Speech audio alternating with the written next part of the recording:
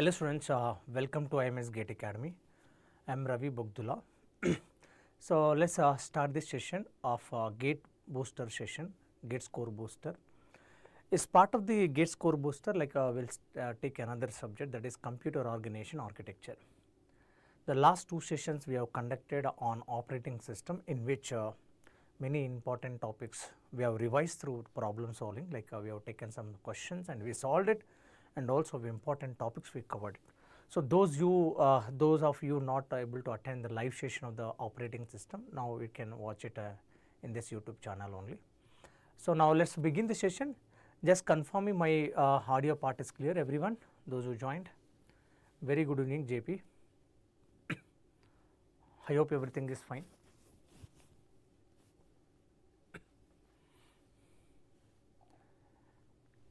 Yes, all of you, kindly respond.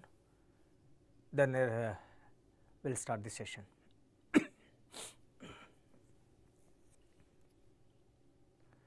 And also I'm okay, thank you JP, thank you. And also all of you, just you can share the link for among your friends also, they can also join for the session. Okay. So we'll start this session this computer organization architecture. So various aspects, like initially we'll take on introduction part.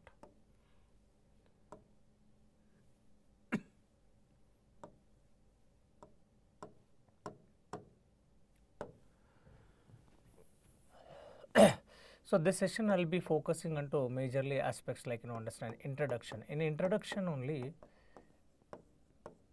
in this introduction part especially I will be discussing under data representation.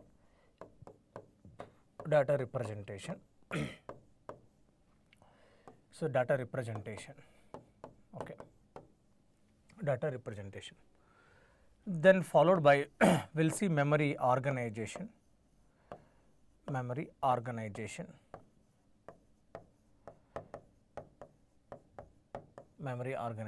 in which the topic will cover memory hierarchy, followed by main memory part, then cache memory we'll see, okay. Then third aspects we'll see instruction set architecture as well as instruction pipelining, in which instruction formats, various addressing modes like related information, addressing modes and instruction pipelining will observe it. From fourth aspect is what? IO organization, in which major focus goes on DMA controller, majorly DMA controller will observe it, as well as you understand the secondary memory, especially magnetic disk part. So these are the things will be covered it. So very good evening all of you. Good evening Parthasarathi and Thirumala Reddy. Okay, I hope everything is clear. So let's move on to the area. So from especially data representation part, there are two aspects we have, correct or not. So one is fixed point number representation, okay. The second aspect is the floating point, okay. So floating point number representation, okay. Okay. So this is very much important. Floating point area is important. The fixed point area you might have studied from digital logic design. So coming into the point, so first initially we'll focus on this data representation, then we'll move for memory organization hierarchy, okay. This memory hierarchy, main memory and cache memory part we'll see. So very good JP, very good. So let's move on to this part. From introduction, majorly I told you now, we'll be covering the data representation, right. We'll covering the data representation. Now let's see some questions related to this one, especially floating point area. The one question is like this, question number 1. This is for COMA, okay. A modified exponent of IEEE 754 single precision floating point 32 bits number is given like this. This is one. Is dash. What they are asking? Modify exponent they are asking. Can you try, all of you? Can you try this question? Can you try this question?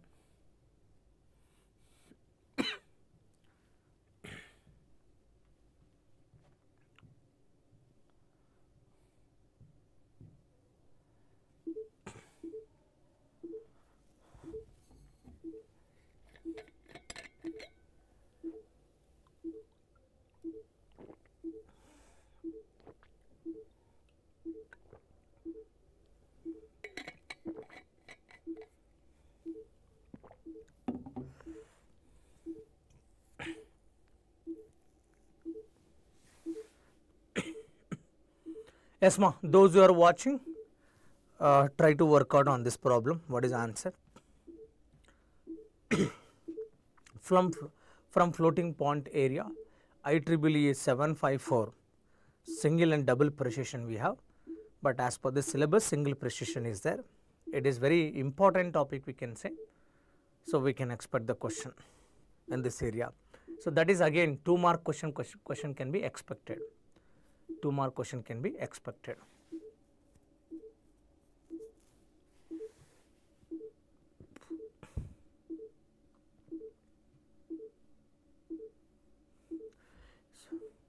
Sir, modified or biased exponent is same. Yes, anyway that is exponent itself, the biased form only we store, right? Exponent we are storing in terms of what? Biased form only, biased exponent also we can tell. So in terms of binary you can tell, is it you express decimal or binary number? So binary you can tell. Yes, Pardasarathi, did you try this question?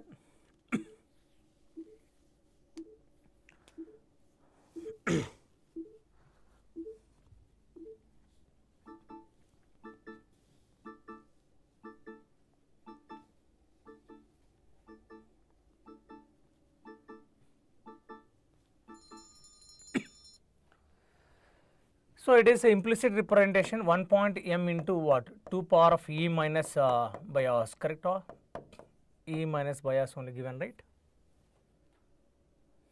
E minus bias, isn't it?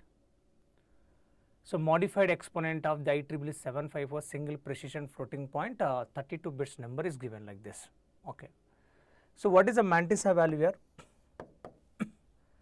So mantissa value is 0 0, is it not? 0 0 1 0 1 0 1 2 3 4 5 6 6 ones. So as we know in case of IEEE 754 format, so E having what size is what 8 bit, M is what 23 bits fixed, correct or not? Under single precision, right? Under single precision, and the sign bit is having 1 bit, right? 1 bit, correct? 1 bit, this is 23 bits we have, 8 bits we have, correct? This is fixed now. 1 2 3 4 5 6 6 if you remove 17. So 17 bits you need to be padded like this, 17 zeros we should pad, that is a mantissa now. Okay. So now E minus bias, correct? E minus bias value. E minus bias, bias value is how much? Is given minus 87, correct? This only given, correct or not? So bias also fixed, right? Bias value, what is the bias value in single precision? So 127 fixed, correct or not? Bias is standardized value which we know, correct? All of you. So now this is what minus 127 equal to minus 87 now. The capital E equal to minus 87 plus 127, right? Yes or no? This value is 40, very good. If it is a decimal 40, or you can write it binary. depends on the options. Yes. This one way. Other way you understand, they can give like questions are decimally given, right? Decimal value given. So they are asking us to represent in 32-bit single precision, right? So single 32-bit single precision they can ask to represent this one format of question. Other format 32-bit binary number is given, okay, given. Then they can ask what they can ask, then they can ask then. So what is the decimal value, right? What is the decimal value? Decimal value. So decimal value they can ask, correct? It's a type of question, right? Sometimes two binary number they given, after addition of this number, what is the value? What is the subtraction, division, multiplication? These are possible questions are repeated in the GATE paper. In the previous year GATE questions, if you observed on this floating point IEEE format area, you understand only simply given decimal number represent stored in 32-bit is one way, and already 32-bit number is given, they ask a reverse what decimal value, they are asking two way. The two floating point number after adding, what is the value? Results also store into IEEE format only, this type of question. Multiplication results store in the again IEEE, and division results store in IEEE format like this. All the cases simply you take the decimal sign, format, observe and get it. So now if it's last at least 5-6 year paper, 10 years paper, if you observe on the same topic, you will get an idea what type of question can be expressed. But here sometime one of the component also can ask like this is what, so far you might have solved, but in this case the value already given, one component they are asking, like mantissa one time, exponent one time, like this also can ask. And the smallest value can be represented. What is the smallest value can store? What is the largest value which can store? So 2024 GATE exam, that paper they asked what is the largest value that you can store? Largest positive integer which you can store in a single precision they asked. And in terms of sign bit field, in terms of exponent field, in terms of mantissa field they given. So that options you can select. That is a very easy question which you can say. 2 more questions can be expected in this area. 2 more questions can be expected. Yes, JB. Yes, Parthasarathi. I hope it is clear. Yes, right, Parthasarathi, you are right. 40 is the answer.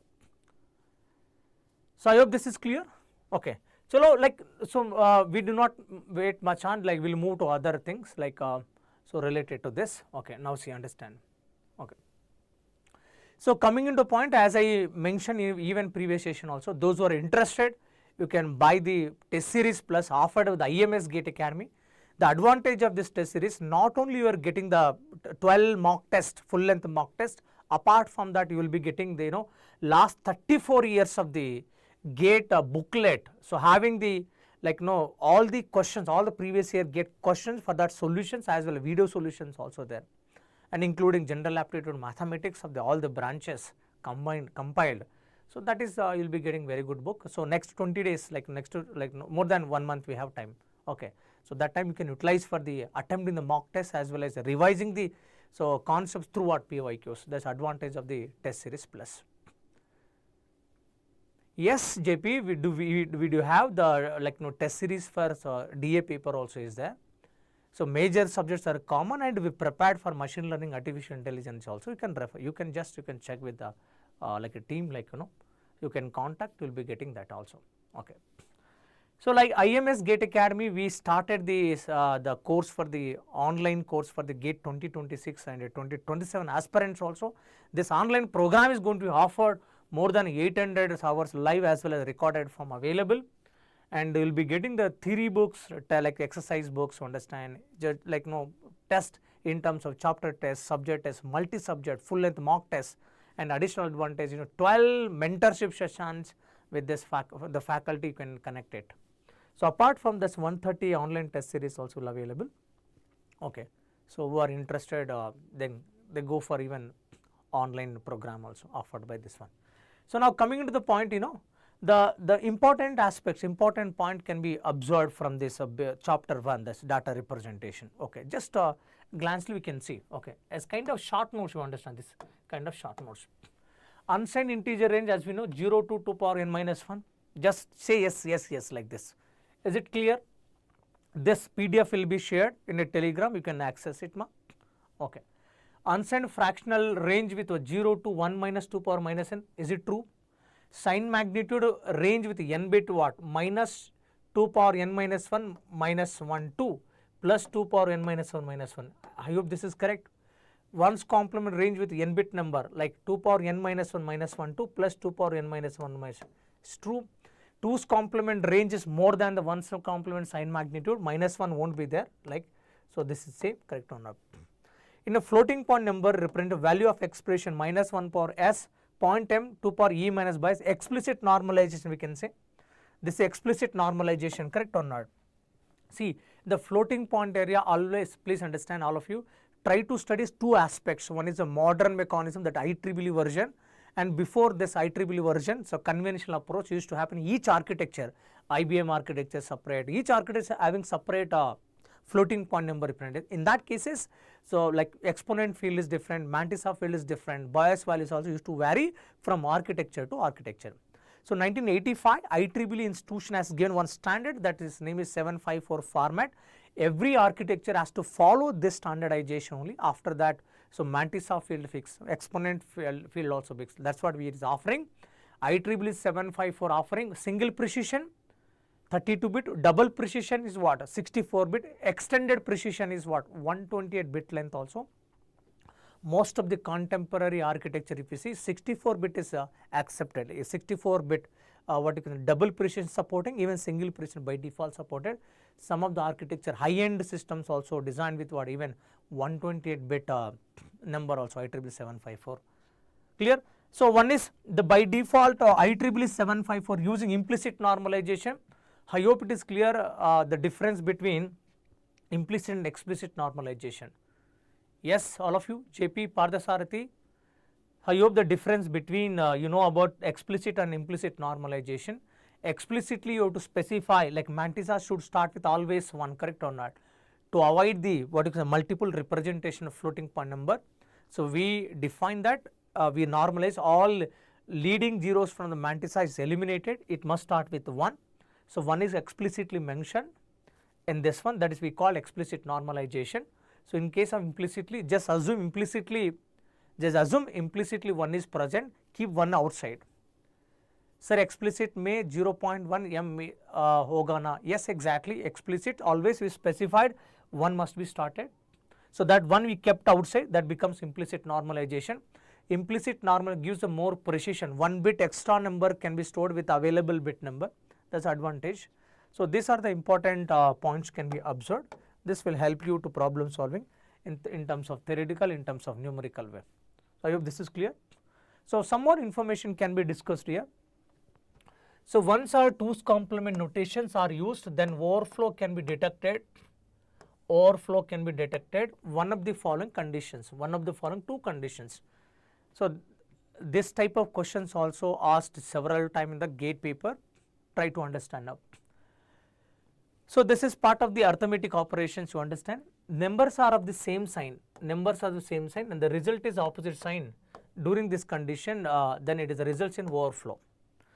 2 same signs when you added, please understand, 2 same signs are added, the result is opposite sign came. So that defines what overflow only.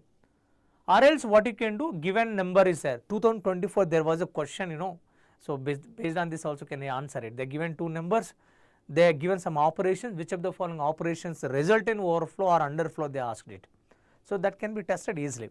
Try to know range of the number size which is given, try to get a decimal instead of applying the rules.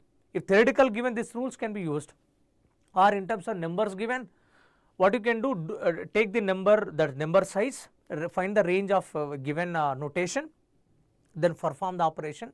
You would see whether the result is within a range or not. So you can declare either overflow or underflow. So second rule, this is rule number 1. So rule number 1. Rule number 2, you know, carry in bit into the sign position and out of the sign position is not same, then also it is in results in overflow. This is second condition we can tell under what you can say 1's complement, 2's complement mechanism. If the sign magnitude, sign numbers are denoted in sign magnitude notation, the presence of carry out 1 at the sign position denotes overflow. Meaning these 2 rules are applicable when you are dealing with 1's and 2's complement arithmetic. 1's and 2's complement arithmetic when you are doing, when 2 signs numbers are added, result is opposite sign, we can tell that is overflow. Otherwise, carry in bit and out bit, which is not same, then also we can tell that is overflow. But sir, if I sign magnitude notation, if I use to perform the arithmetic operations, as you know by default sign bit is not participating in case of sign magnitude notation, correct or not? anything comes into what sign bit position, that is the result in overflow only, because the bit is not participating in the computation. If something comes under that bit, we can declare that is what overflow. So in this manner, so certain type of questions can be handled. So I hope this is clear. Okay. So move on to the memory hierarchy, in which so try to focus more on memory hierarchy part. Okay, followed by main memory, like chip configurations, like sometimes they can construct the large size memory by using smaller chip denominations, number of chips, decoder size, such type of questions can be framed it, couple of times framed it, just you need to focus this one. Hierarchy performances in terms of 2-level memory hierarchy, 3-level memory hierarchy, level by level connectivity, parallel connection, spatial locality related architectures are there. So try to focus on that one. The summarized things also I mentioned. I have mentioned even formulas which is required to solve. We will see that part also. Then cache memory. Okay. So cache memory is very important, please understand, in which major thing you need to be study, like address mapping methods, address mapping methods, so understand, followed by so cache updating techniques also will be there, cache updating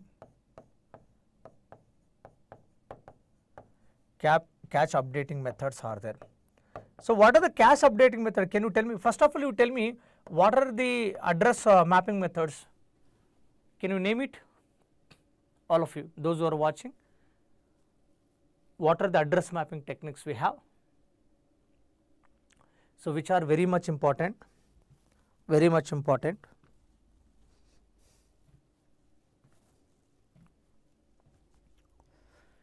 Try to respond.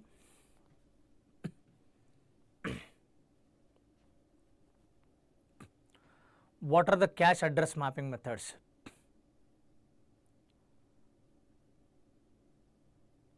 Yes ma, yes ma. JP, Pardasarathi. So direct set associative, full associative, very good. First one is direct address mapping, very good. Second one is a full associative, or simply we can call associative. Third one is a set associative. Third one is what? Set associative. There are 3 mapping methods we have. What are the cache updating methods we have under single core processor? What are the cache updating methods? Generally, these cache updating methods used to solve data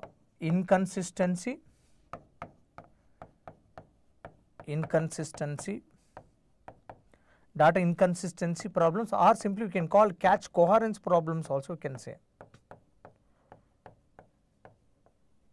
Cache coherence problems also can say. To solve the cache coherence problems or data inconsistency problems, we use cache updating methods. One is write through, other is write back. Very good. So write through updation and write back updation. Okay, related to some questions also I kept it. We'll observe. First we'll see some questions which already you know. Thereafter again we'll see the observations on this area, memory hierarchy area. Okay. Look, let's observe now. One question I kept it. Consider the following memory system configuration: the CPU, cache memory, main memory, secondary memory. All memories are there. Access time per word 10 nanosecond, access time per word 100 nanosecond, access time per word 200 nanosecond.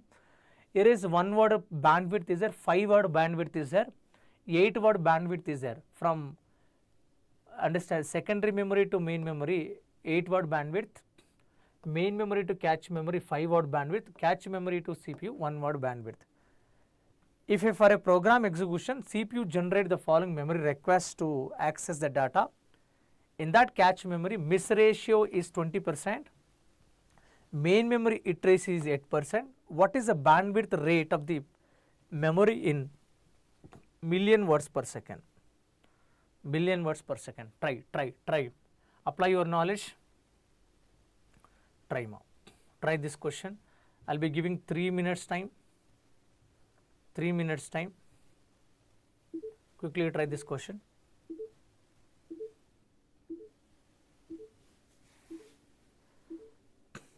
Okay, ma. So I'll check. I hope it is clear, everyone. My voice is clear. Vinay, JP, Pardasarathi.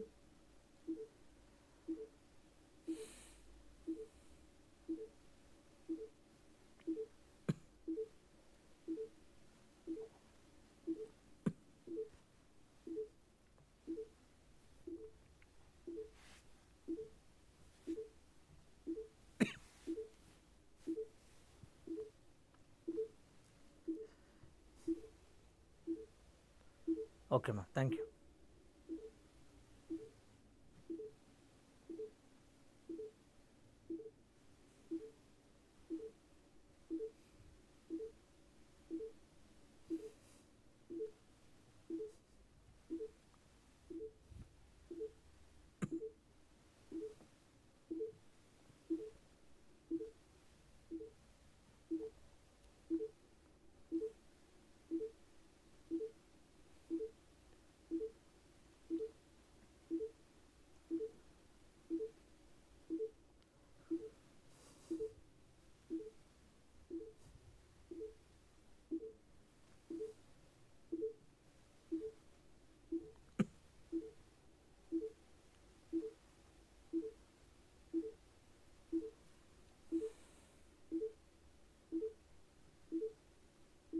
I hope trying all of you are trying this question.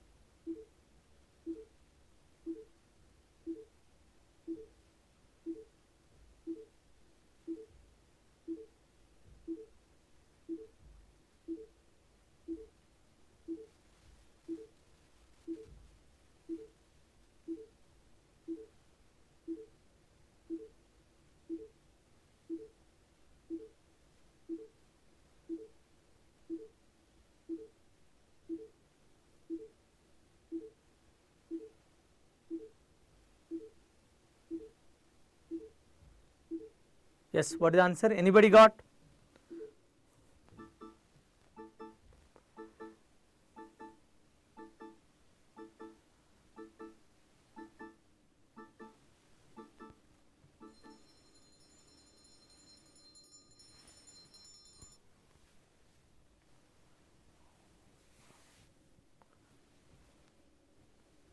So option 2. Let's try. So let me take cache access time. Okay, cache access time. T1 access time is given 10 nanoseconds per word, right? So T2 access time is what? 100 nanoseconds per word. T2 access time is, let's take 100 nanoseconds. T1, T2 like this. Okay. So T3 access time is 200 nanosecond per word. 200 nanoseconds per word. Okay. So now level by level is like, okay, T average access time I need to take. 3-level memory hierarchy, we know T1 plus, okay. So 1 minus H1 if miss occur, then this T2 plus. So if both the level miss occur, 1 minus H1 into 1 minus H2 into, so T3, correct or not? Now it is also applicable in case here spatial locality is following. Spatial locality means when there is something missing level 1, some group of words coming here, 5 words coming. If miss occur here, some words also moving, correct or not? That nothing, block of words coming here. Now, so TB block 1 I am writing, okay. So how many words moving here? 5 word block. So nothing but 5 into this 100 nanoseconds come into picture. This is 500 nanoseconds, correct or not? Here is TB block 2, it is coming from 3rd level. So how many block words, sorry, how many words coming here? 8 words is coming, correct? So 8 into 200 nanoseconds, right? This is 1600 nanoseconds, right? 1600 nanosecond now. So T1, what is the T1 value? 10 nanoseconds, 10 nanoseconds plus. So now what is the 1 minus H1? miss rate of L2, miss rate of L2, L1, L2, right. What is the given point here? In the cache memory miss ratio is what? 20% is given. So level 1 miss rate is what? 20% is given now. So now you can, this is what? H1 is the iterate of L1, H2 is the iterate of L2, like this. 1 minus H1 miss rate of L1 only. Miss rate of L1 is 20% given. So 20% into T2 nothing but I should write it TB1, block 1 coming, correct or not? This value is what? 500 nanoseconds, right? Plus 20% into, so what is given here? One more thing is, and main memory it ratio is 80%. Main memory is level 2 it ratio. But we need miss rate of L2. 80% iterate nothing but 80% is what? Iterate. Main memory iterate is what? 80%, means 20% miss rate. So 20% into T3. T3 value is what? Block of 3. This is block 2 is moving from here. This value is what? 1600 nanoseconds, right? So I hope this you done, correct? All of you. What is the T average access time you got? Simplified wall. Can you tell me? Can you please tell me what is the value which we got?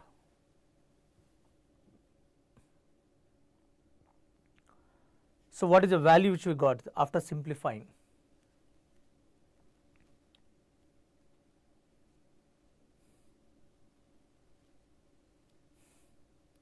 Kindly respond. Those who solved it. This expression value. So 174. So 174 nanosecond per word, correct? Per word. Okay. So what is this question is asking now? What is the bandwidth rate of memory in million words per second? What is the bandwidth rate of the memory asking, correct or not? Bandwidth rate. So bandwidth rate of the memory, right? Bandwidth. Please understand all of you. Bandwidth refers to what? So bandwidth nothing but throughput only, correct or not? Throughput of memory system. Throughput of memory system, correct or not? How to define throughput? Is it number of words transferred, number of words transferred, right? Transferred per unit time, am I right? Per unit time, okay. So this throughput is nothing but, so we can write number of one, okay. One word, okay, one word we have transferred. So one word time is taking 174 what nanosecond is taking, right? If I allow to send you data 1 second, time unit I can take it what 1 second. So 1 second. So how many words you can able to transfer? This only throughput or bandwidth, correct or not? So throughput. Please understand, number of words transfer per unit of time. You are taking, yes, that we generalize it. So 174 nanosecond you are taken to transfer one word. If I allow to transfer you 1 second time, how many words you are able to transfer? That is nothing but throughput we can generalize 1 by average access time only. So 1 by, so you can also understand 1 second 1 word by this 174. So simply I can write 174 nanoseconds. So 1 by 174 means 10 power of minus 9 seconds I can write it. So this is equal to, I can also express 1000 by 174 into 10 power of 6 words per second I can write it. You can tell this value is 5.7, okay, 5.74 if I write it. Million words per second, right? So this you got answer, correct? Very good, very good, very good. So option 2 is right. Option 2 is right. See now what you can say, what is observation here? So not only just asking the average access time, if you know, you should know meaning of average access time. Whether a word may be reading from level 1 or level 2 or level 3, I am not worrying. How much average time is taken to read a word or write a word in an entire memory systems, entire all three level memory system. 1 word time we are asking, correct or not. So that we know. So now with this respect, how many words you can able to transfer per second? That's only throughput we can be measured. So very good, ma, very good. You have turned out correctly. Okay. So move on to, so next question. Can you try? Can you try this question, ma?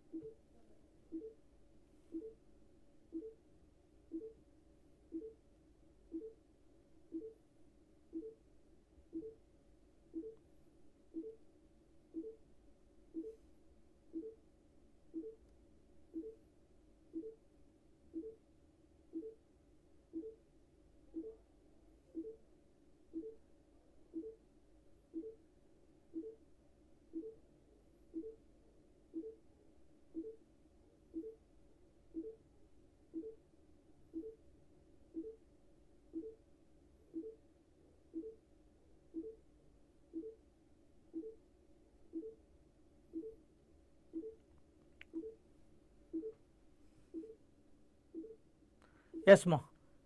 So those who are watching, try to attempt this question.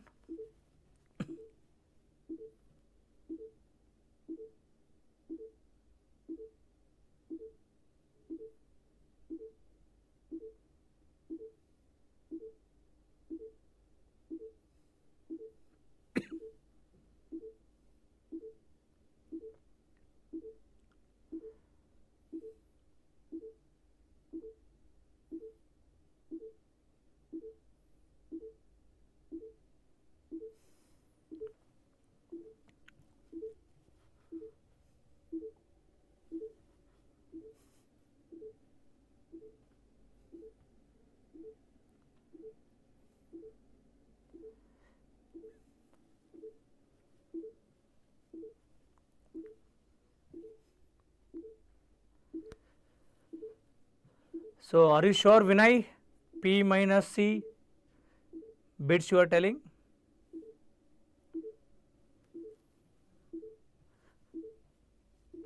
So try to solve step by step, observe the things. If you are confident, okay. Are you confident P minus C is the value is right? Sir, 2 power of P minus C.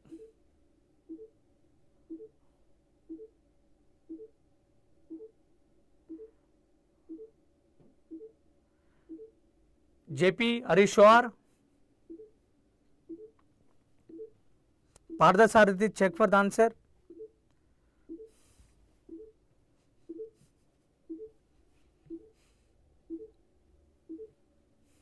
And it is much more important area. Cache address mappings are very important area where we can expect the question.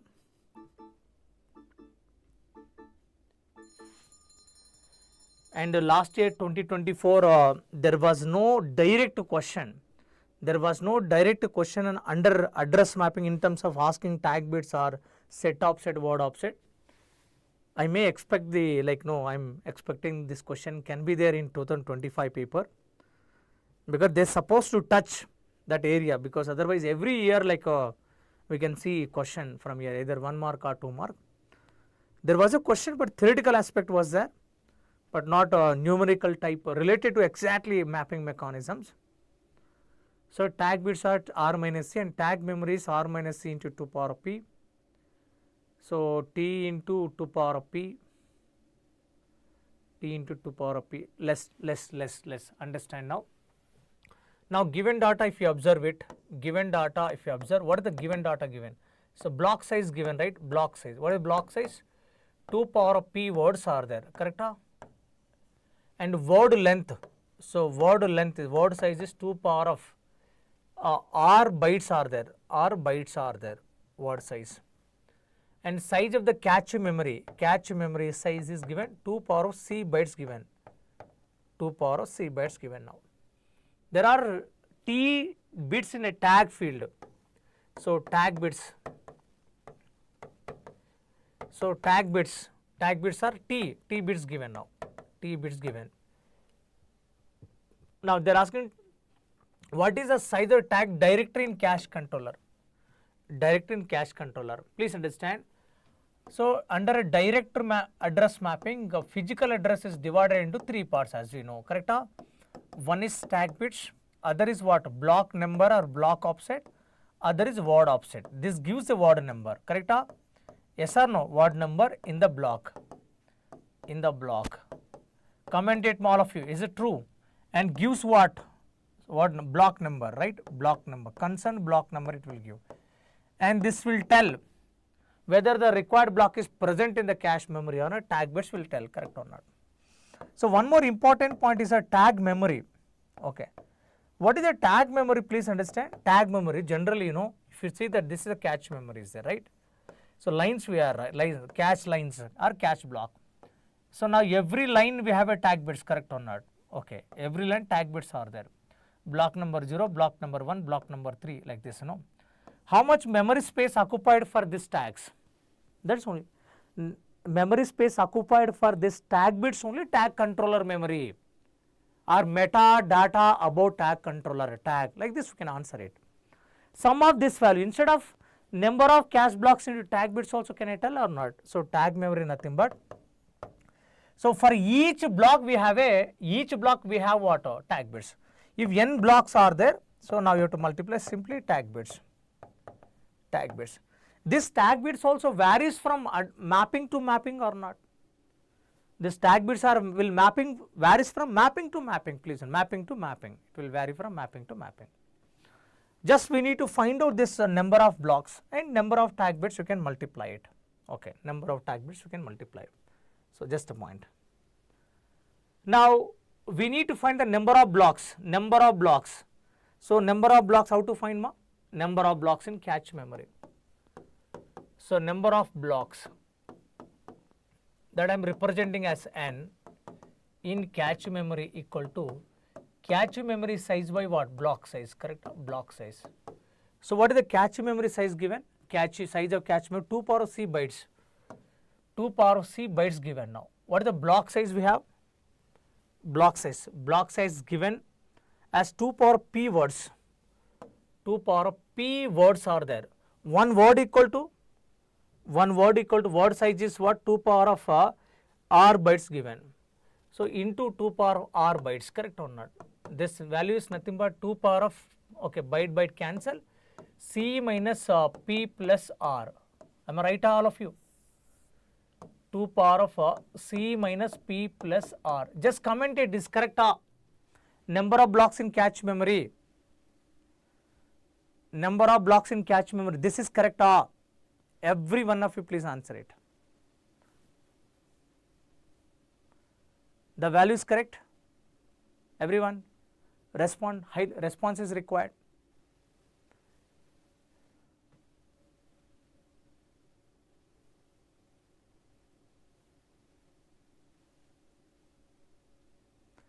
It is, look, understand, looks like very easy.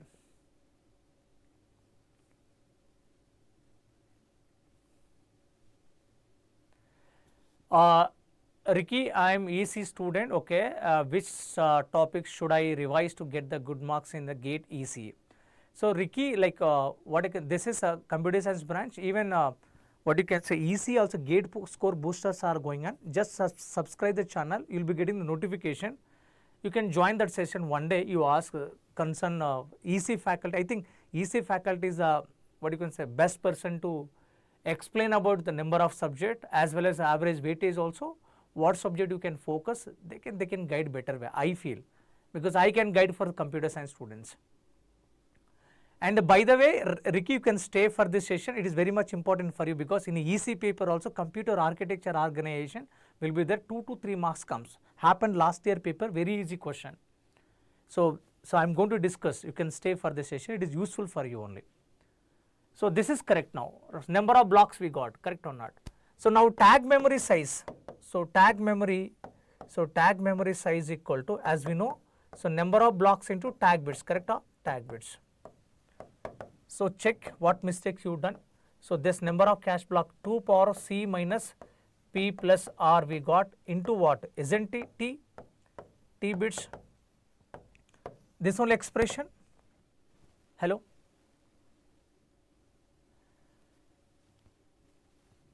Ricky, yeah, okay, COA only you are asking, very good. So the major topic you need to focus, machine instruction addressing mode, instruction pipeline. Most of the time they framed a question machine instruction addressing mode. I am going to discuss. After this topic, machine instructions only.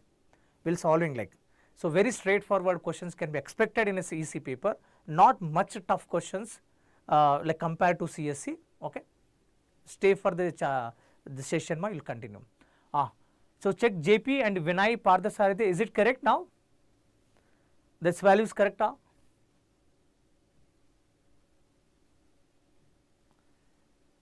Is it correct? Just confirm me, Parthasarathi, JP and Vinay.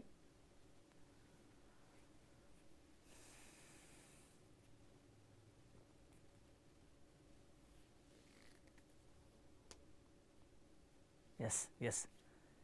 So where you missed now, r minus c into 2 power of c minus p. I think somewhere you missed it. JP also missed, even Vinay also missed it. So first of all, please understand, try do not remember the formula. I am strongly recommending to everybody, try do not remember the formula. Instead, try to observe it. So look at, suppose sometimes if you forget also, you are able to solve with this by concept only, because even I do not remember now. We know this meaning, tag memory. Memory we express in terms of bits only. How much memory space occupied for this one? Sum of this values only, right? Sum of this value. Otherwise, number of blocks multiplied by tag, correct or not? Number of bits multiplied. Sometime no extra information also they will give it. Sir, 2 power p word block, we got it 2 power p cache lines. You have taken lines, that's a mistake. Oh, you have to read now. Read question, that's what you see. What is, sorry, I'm here, right? Okay, just going back. Consider direct mapped cache organized into 2 power p word blocks. So 2 power p word blocks. 2 power p word blocks means what? Is it number of blocks? Isn't it word block size only? Blocks as 2 power p words are there, correct? And word length of CPU is what? 2 power r bytes. Size of the cache memory is what? 2 power c bytes are there. Cache memory is given. Cache memory is given now. There are t bits in the tag field. What is the size of the tag directive? Only they are asking, correct or not? Cache is organized into 2 power word blocks like this.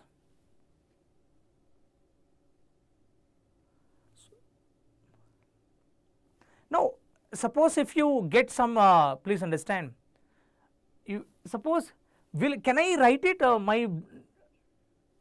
can I express number of blocks in terms of words? Can I tell like this? You should get always 2 power of 5 byte blocks are there, blocks, number of blocks are 2 power of bytes. You should get a doubt, right, because whether we are really reading correct or not. Can I say that 2 power of 5 bytes blocks are there? Blocks, number of blocks are 2 power of 5 byte. Can we say like this? Just no, it is very thing. You have to observe very clearly. Do have like this 2 power, number of blocks are 2 power of 5 bytes. No. Count, right? Number of blocks is a count. Count cannot be what you can say bytes or bits, right? Count cannot be bytes or bits, right? Words. Yes, this should get doubt. So you see, word is the unit is there, right?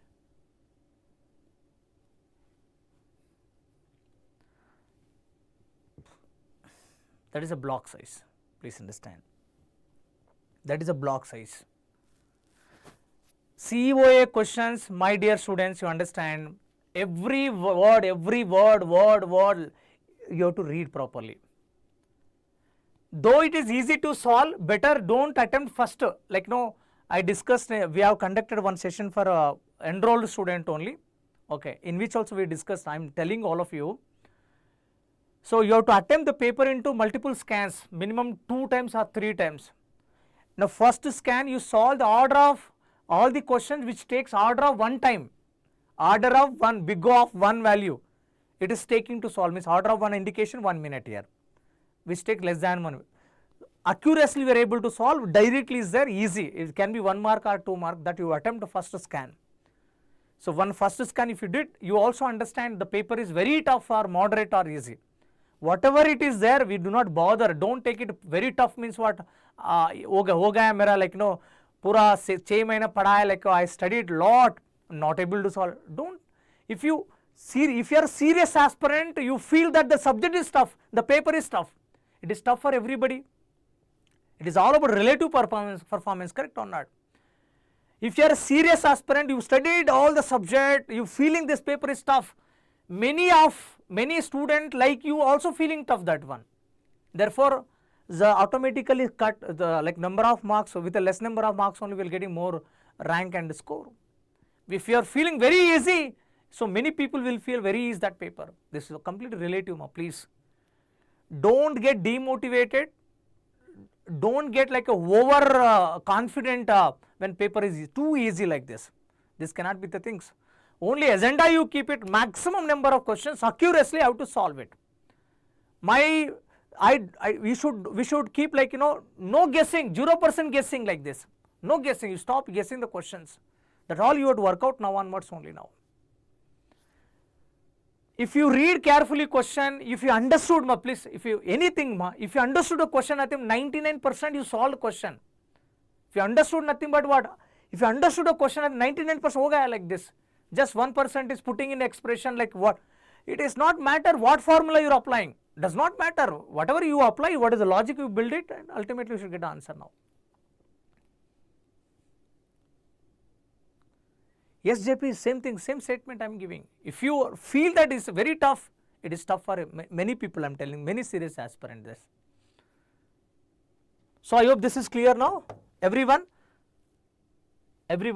So just try, that's what when you are attending mock test, you have to learn each mock test, you should learn something now. What went wrong, why I did this mistake, what I missed it here. There are 3 or 4 types of error will happen, please understand. First mistakes, not reading question properly. First and foremost mistake student will make it not reading question properly. Second one, so solving question very casually. Okay, this given data I am just putting in a formula, we will try to get it. Casual calculation will make a mistakes. Then, so third one is either true or not true questions, like sometimes you will read true but you select the false statement. You will false statement true like you reading like a true, again committing mistake. This is carefully should do it now. This is a general mistake so student commit while solving the questions now. So I hope this is clear.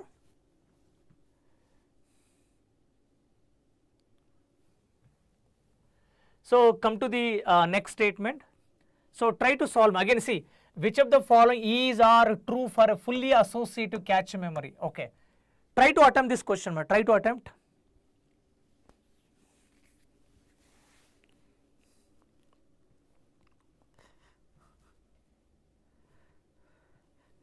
Thank you, Ma. Thank you so much, soil mechanics.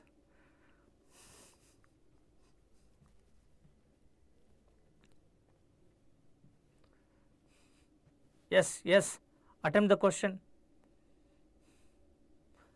What are the statements are true with respect to the fully associative cache memory?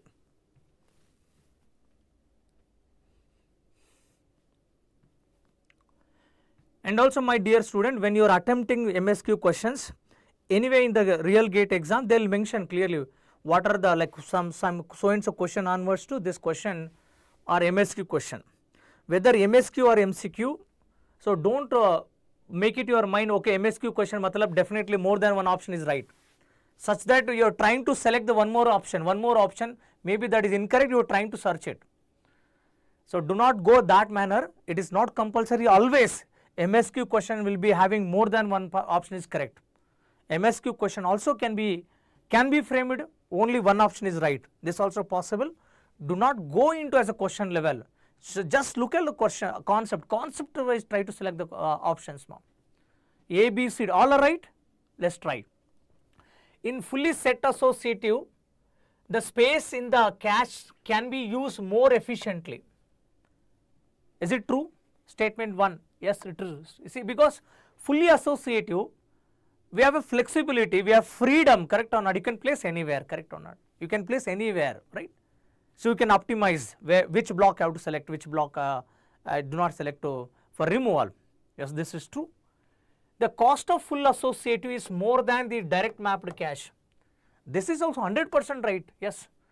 3 mapping schemes you might have studied. You might have compared them in terms of implementation. Try to understand. You can mark it now also. Direct mapped address mapping, you understand, it is a very simple to implement and it is very cost effective, less cost to implement because we have required less hardware, only one comparator required, correct or not? Only one comparator required for direct mapped cache. And opposite is full associative, you place anywhere. Whenever more freedom is there, implementation is costly. We need n comparator, n cache blocks, n blocks are there in a cache memory, n comparator required. Therefore, it is a cost, it is implementation cost is more. And set associate falls under moderate in terms of performance, in terms of cost also. So, therefore, this is true. Any main memory block can be mapped to any location in full associative. Yes, this is freedom. We have freedom to place it now. The replacement is done only when the cache line is full, correct or not? Yes or no?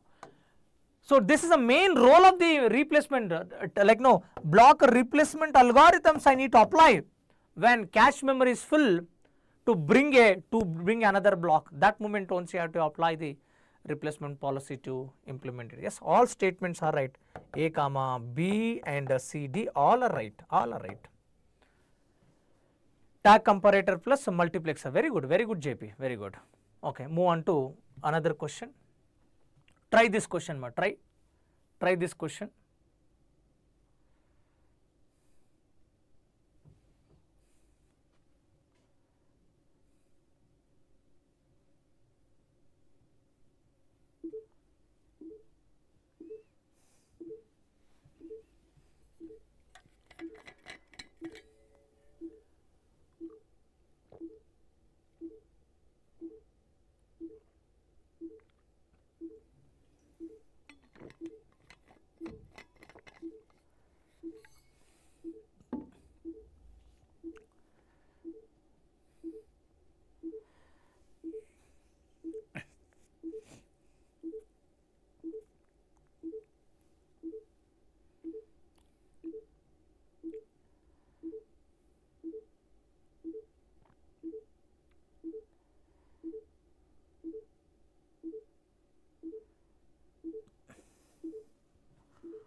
I hope you all of you attempting this question. Try to solve.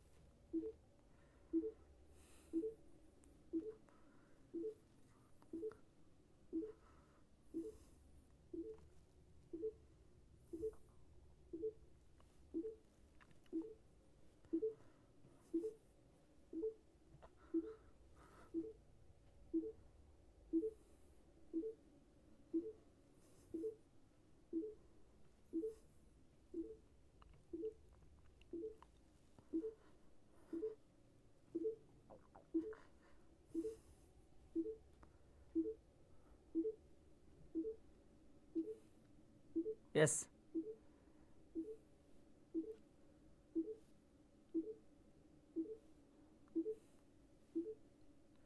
So 90 nanoseconds.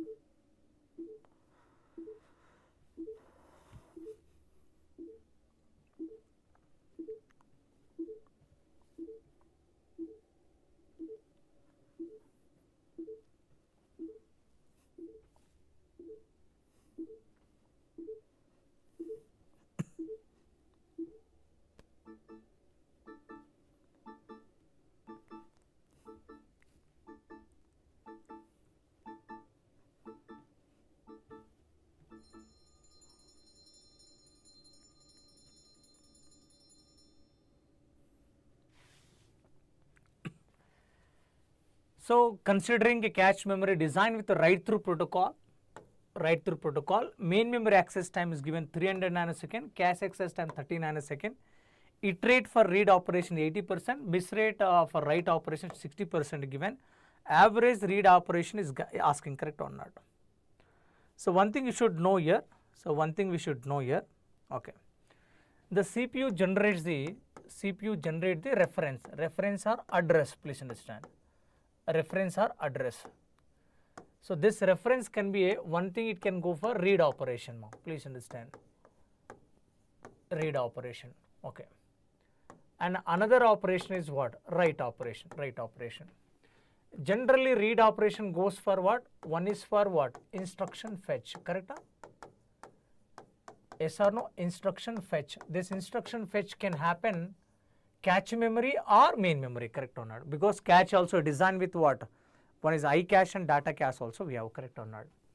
The second operation goes for data access from main memory, data fetch. It can be from cache memory or main memory. Write operation, I don't have any write operation on instruction, please understand. So write operation for only data, right? So data you are writing back to either cache memory or main memory, correct or not? Or both, that depends on the memory mechanisms. Or both, correct? This we know, right? Now here, always when you are studying, please understand, you have to analyze all the cases here. I can ask average read instruction fetches, average read data fetches I can ask formula, average write operation I can ask, and putting together average time I can also, because in memory hierarchy time which you studied, average access time nothing but irrespective of what type of operation we are performing, simply one reference to perform how much average time required, that thing you discussed, studied, correct, in memory hierarchy time. Especially cache updating time, we go getting into each direction, each read average access time, write average access time, read average for instruction, data separately we studied. 2017 paper they asked like this, 2 mark question asked 2017 paper, go and practice it now. Instruction fetches, so instruction can be fetched from generally memory only, correct or not? But if I cache is there, I will try searching I cache. If miss occur, I will go to main memory, correct? So now average read instruction fetches also can happen or not? Yes or no? Then second thing is what? Data. Generally we read in what cache memory, data will present cache memory, maybe separately what data cache. If miss occur, main memory definitely present. With this respect again average possible now. Writing, data writing into what? Into main memory or first cache memory or main memory, that depends on the protocols. Write through says simultaneous you write it. Write back says you write only into cache memory as long as the block is chosen for removal, correct or not? And the block is chosen for removal, so that we have to write back into main memory and bring something like this, that we know, correct? So with this respect now here, so main memory access time I am writing. Main memory access time is what? 300 nanosecond given now. Cache memory access time given 30 nanoseconds. So it ratio for read operations, is 80%, 80% given. So it ratio for write operation, you see. So and miss rate of write operation 60% nothing but this is it ratio is 40% only, correct or not? Now what is he asking? T average read operation, right? Generally we read into cache memory or else main memory, right? If it is in a cache memory, TC time will take. If miss occur nothing but what? If one miss occur, then I have to go to what? Main memory, correct or not? So TC plus TM, no doubt on this, correct or not? No doubt, because since they did not mention block sizes, so I am not may not be applying what read or write allocate policies here. So read it ratio how much is here? 80% into what? 30 nanoseconds plus what? 20% into 30 plus what? 300 nanoseconds, correct? 300 nanoseconds. This is 0 0 cancel, 24 nanosecond plus 330 means 0 cancel, 66 nanoseconds. So 66 nothing but 90 nanoseconds per word. Very good, per word. So no, so do we require this this value to calculate anywhere? Do we require anything to be used this one? Not required. Here is not required as per this one. So very straightforward question. We can make it even complicate also. Always you draw some structure, observe it, how we can write a formula based on this connectivity. This kind of things you should practice it, so that any subtype, subpart if they given, we can able to understand. You can write dynamically that expression and solve it now. I hope this is clear now. So let me go one more question now. try this question now.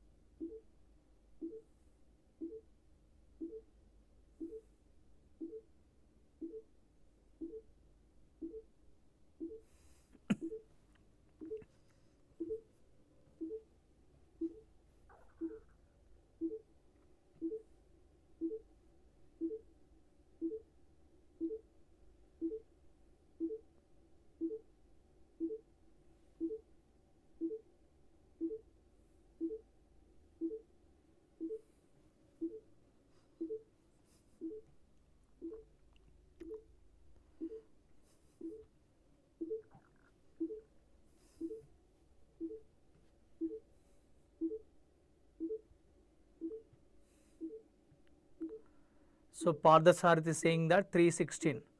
Parthasarathi, are you 100% sure? No guessing. So did you solve properly step by step without any calculation mistakes? Again re-verify Parthasarathi. JP also, are you sure 240 is right answer? Are you confident?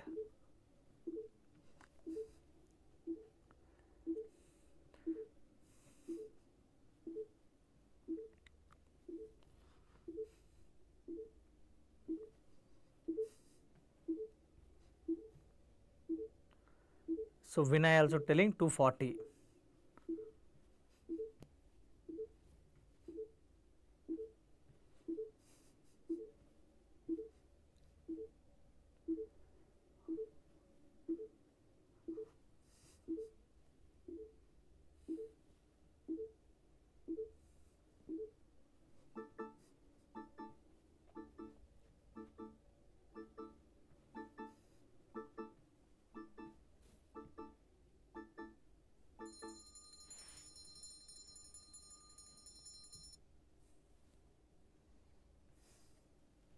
Yes.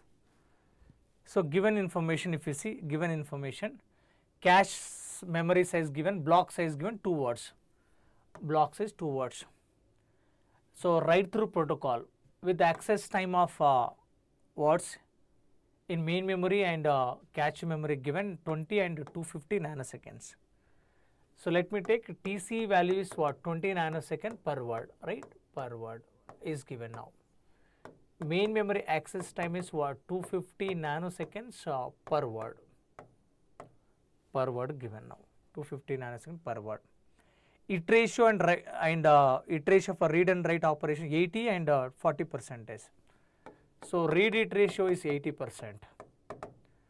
So now write it ratio is what, 40% given, 40%, 80 and 40, 80 and 40.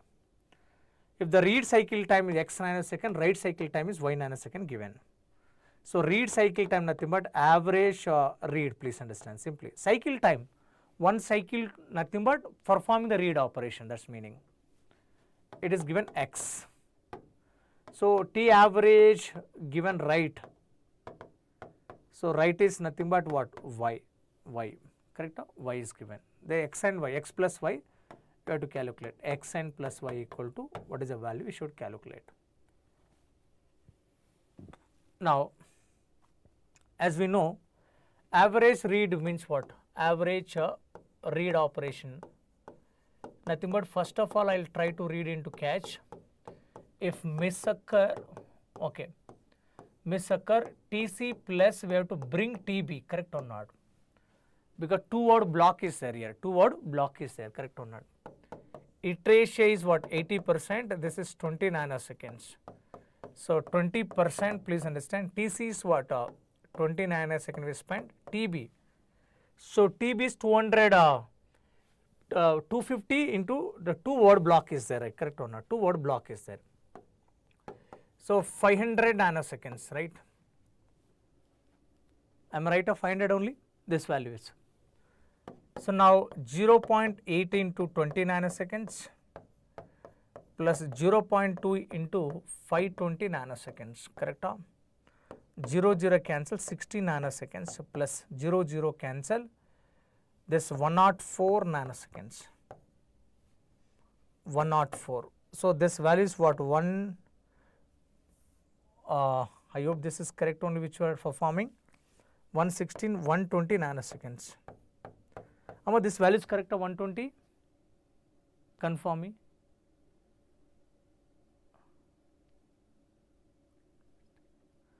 So any mistake I performed it? Any mistake happen here? When I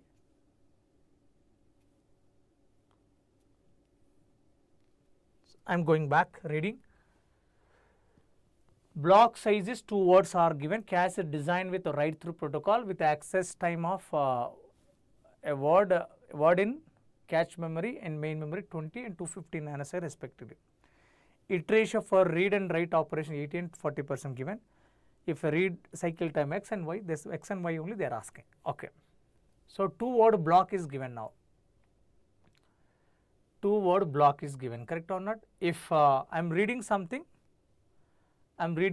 cache memory, if miss occur, I will go to what, main memory will bring a word, correct or not? But word will not come, right? Block will come. They are given a block, correct or not? They are given a block. But one thing, just maybe I did mistake, okay. Did they say any miss occur, we are bringing any blocks here? Did they say anything?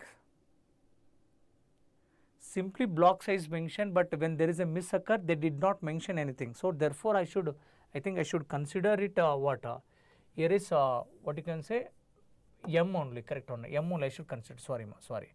This value is what, 250 nanoseconds only, right? Because not given anything, right? So therefore, this value is I am taking 270 nanoseconds, okay. So this value comes how much? 0 cancel. So 54 nanoseconds comes. So 54, 60, 70 nanoseconds comes. Is it correct?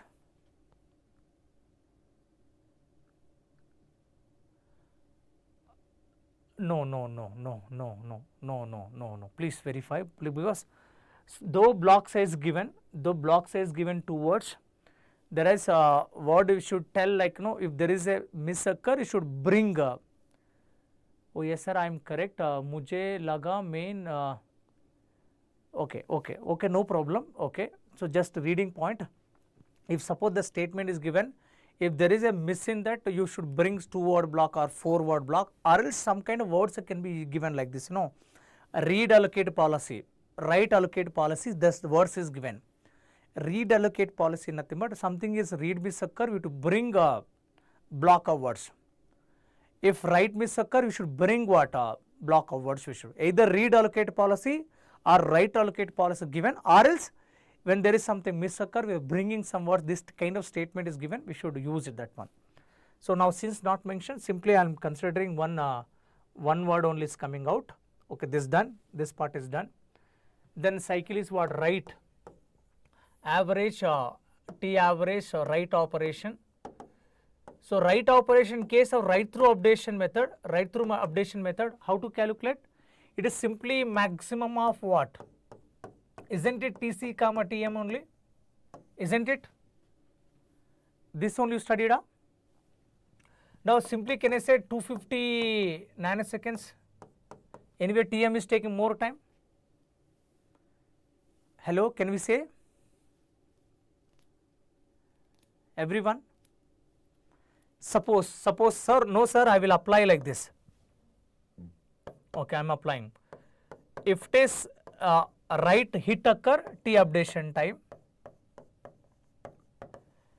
plus if miss occur, write miss occur, what should I do? What should I do? I have to update it what? If miss occur, you have to update it what? What you can see, this value is T updation, this get cancelled.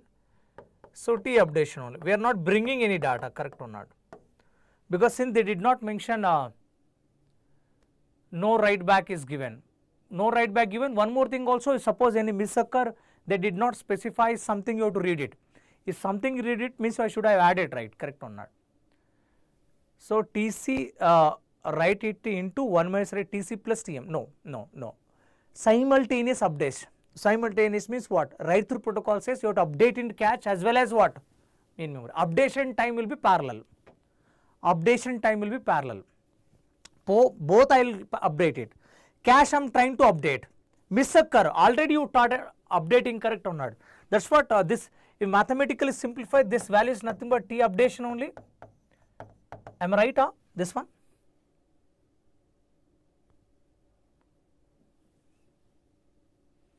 Am I right this part? When other people try to tell me.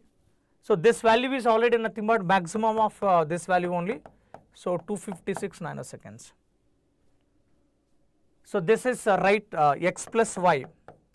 So x plus y equal to x value is 70 nanoseconds we got. Y is what? We got 250 nanoseconds. So this value is what? 320 nanoseconds. Am I right? 320? Yes. 320. Who is given this answer 320? Yes. Based on this wordings important in the question. So I hope this is clear. Suppose how things would have been changed here. If there is a something is read or write miss occur, if you want bringing two word block nothing but here updation time, this write average write operation is going to be changes. In case of write back updation time also this operation going to be change. Example, see what can happen. I'll give it also. I will updating cache memory. We are also updating into what? Main memory. After updating you bring a word. Then I have to take the block of words transmission extra I have to add it. That case is where expression going to be changed. But we are not bringing write through protocol will never bring a block from main memory. Simply updating only, correct or not? In the question not at all mentioned when something is miss occur bring something, or they did not use a word write allocate policy. Do you know what is the meaning of write allocate policy? There are two words can be used. One is read allocate policy. One is read allocate policy. Other is what? Write allocate policy. You should note all of you. What is the read allocate policy says? When there is a miss in cache. So now you are going to read something, instead of bringing one word, bring block of words. That is a read allocate policy. Write allocate policy nothing but we are writing into cache memory. If miss occur, so you are going to write into main memory, bring some extra words also. That we call write allocate policy. So that is not at all mentioned. Indirectly how they can mention read and write allocate policy? They can say if there is a read or write miss occur, you have to bring some block of words. So that cases we should add one more. Sir, when read miss then bring the block is called read allocate. Very good JP. So very good. The 320 is the right answer for this question. Okay, come to the point now. So which of the following is are true? Tell me, read statement and tell me.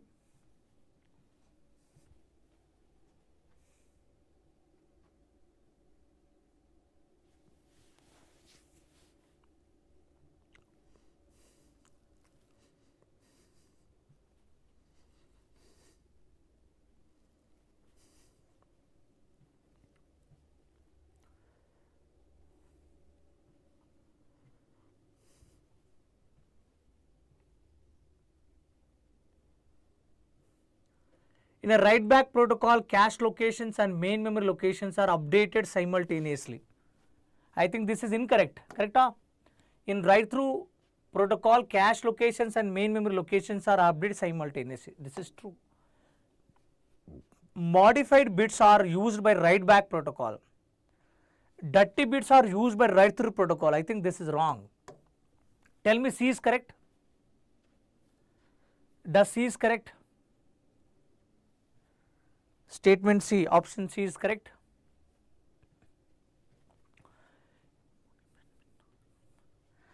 See, dirty and modified bits, are they same or different?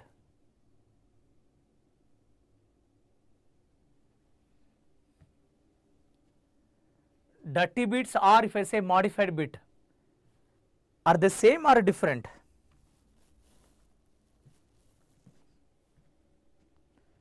Required response, all of you.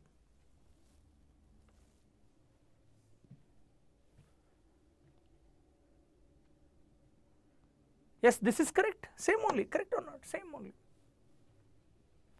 Yes, option C also right. So quickly move on to another question. Sir, some statement we are going. This is very much important to observe it, very much important to observe. Average access time is what? Level 1, 2 level system if you take T1 into H1 plus 1 minus H1 T2, 2 level memory system are connected parallelly. T1 plus 1 minus H1 T2, a 2 level memory system are connected to level by level expression. T1 plus 1 minus H1 T2 plus 1 minus H1 into 1 minus T3, 3 level memory system which are connected level by level. Am I right? Very good observation. Main memory size can be measured 2 power of n into m bytes, where n is the number of bits required to address the memory and m is the word length or location size. This important thing.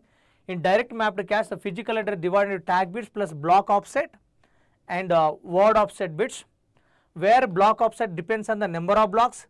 N is the number of blocks here, blocks in cache memory, and the block offset bit depends on the block size. These are important thing.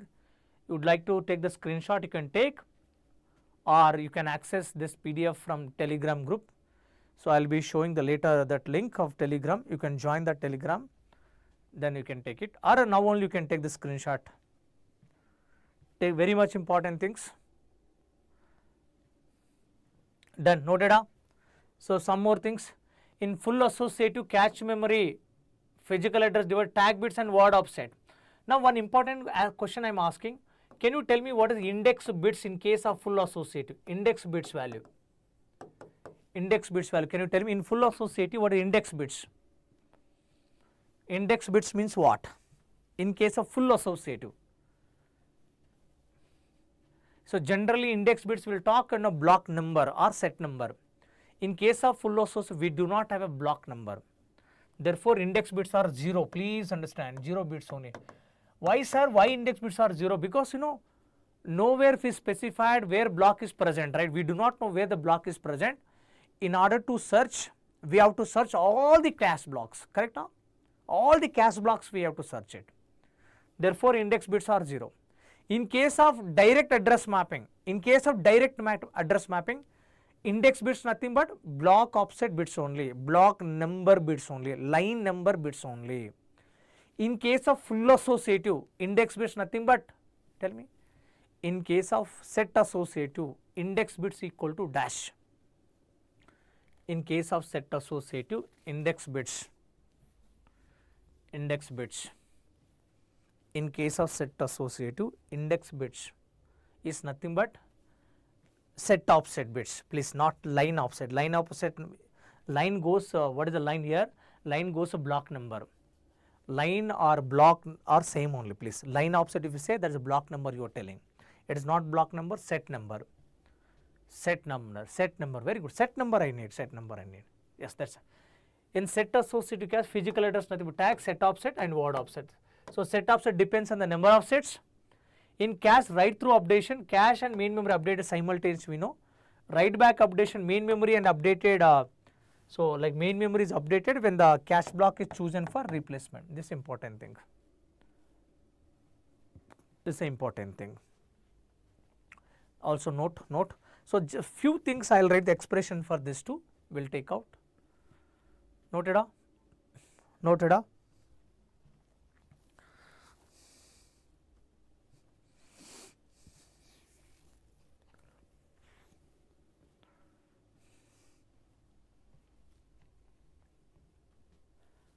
Just a point. Okay.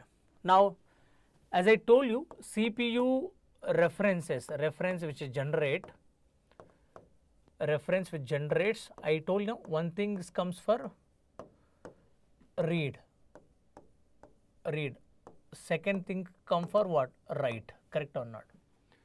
As read can be instruction read, or it can be data read. Write is for only for write data only. Okay. Now, one thing can be observed, T average access time, considering either read or write. When I say T average means what? It can be read or write, I am not bothering, but one operation to perform, how much time required. So, that we are taking percentage of read operations into each read cycle also we can tell, or read average operation, plus percentage of write operations into to perform each write operation or write cycle time also we can tell this one. Or else we can tell like okay, what you can say, number of read operations into average read operation plus, so number of write operations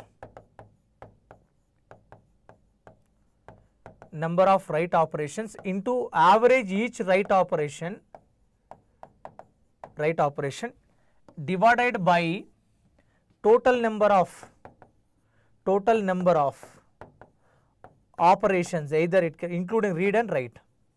So, this also giving average access time only. Second one, observe all of you. Second one, first one same? Hello? Second one, first one same? Are the same or different? That is what you should observe. So that if you observe now, no need to remember the things like this. You might have seen from the class which you written, but if you know this actual meaning, no need to remember. Isn't it? If you know total time, program divided by number of operations, time for operation can I get or not? It can be, an operation can be anything, either read or write. Am I right, all of you? So now number of read by total operation, nothing but read percentage, number of, like one time, read it ratio, 70% read iteration, meaning what? 70 instructions out of 100 is what? Read only, correct? That is meaning? Yes, that is what I am trying to say. This read percentage nothing but number of read by total. Each read operation, if you know, average, because this also comes from various levels, right? Level 1, level 2, like this. We don't know from where it came. I am not bothering where read came. Ultimately, how much average time taken to perform a read operation is like this. So, I hope this is clear now. Okay. I hope this is clear now. So, particular thing. Now, suppose if I say average read, please understand, I am trying to apply first one write through updation. So, first of all I check into cache memory, okay, if miss occur, TC time already you spent, I have to bring 2 blocks. So, now I am using the word read allocate policy. Read allocate as well as write allocate policy using. I am specified allocate policy. When there is a read miss occur, I am bringing block of words. Instead of one word, we are bringing one. When you have to use it, they should tell in the question, use read allocate policy or write allocate policy. Or else, when there is a something read, you should bring two or more block words, like spatial locality might have used it. I hope this is clear, all of you. Third one, average write. Average write by using write through updation, first case, write through updation now. Okay. First of all, I should update into where? T updation time, update into cache memory. Miss occur 1 minus W into what? You have to update anyway here. But also we used what? Right allocate policy, nothing but you bring one more block word. This formula will be applicable when right allocate policy is given. If it is not given, you remove this T, time for block. So what is the T updation time? Simply T updation time, nothing but maximum of 2 level. If it is given like this, TC is a cache access time, TM is a main memory access time. Otherwise they won't tell main memory cache, they say level 1, level 2. That's for reason maximum I am writing now. Level 1, level 2 like this, maximum time you should take it. So are you comfortable with these expressions? Are they correct? Everyone? Vinay, JP, Pardasarathi?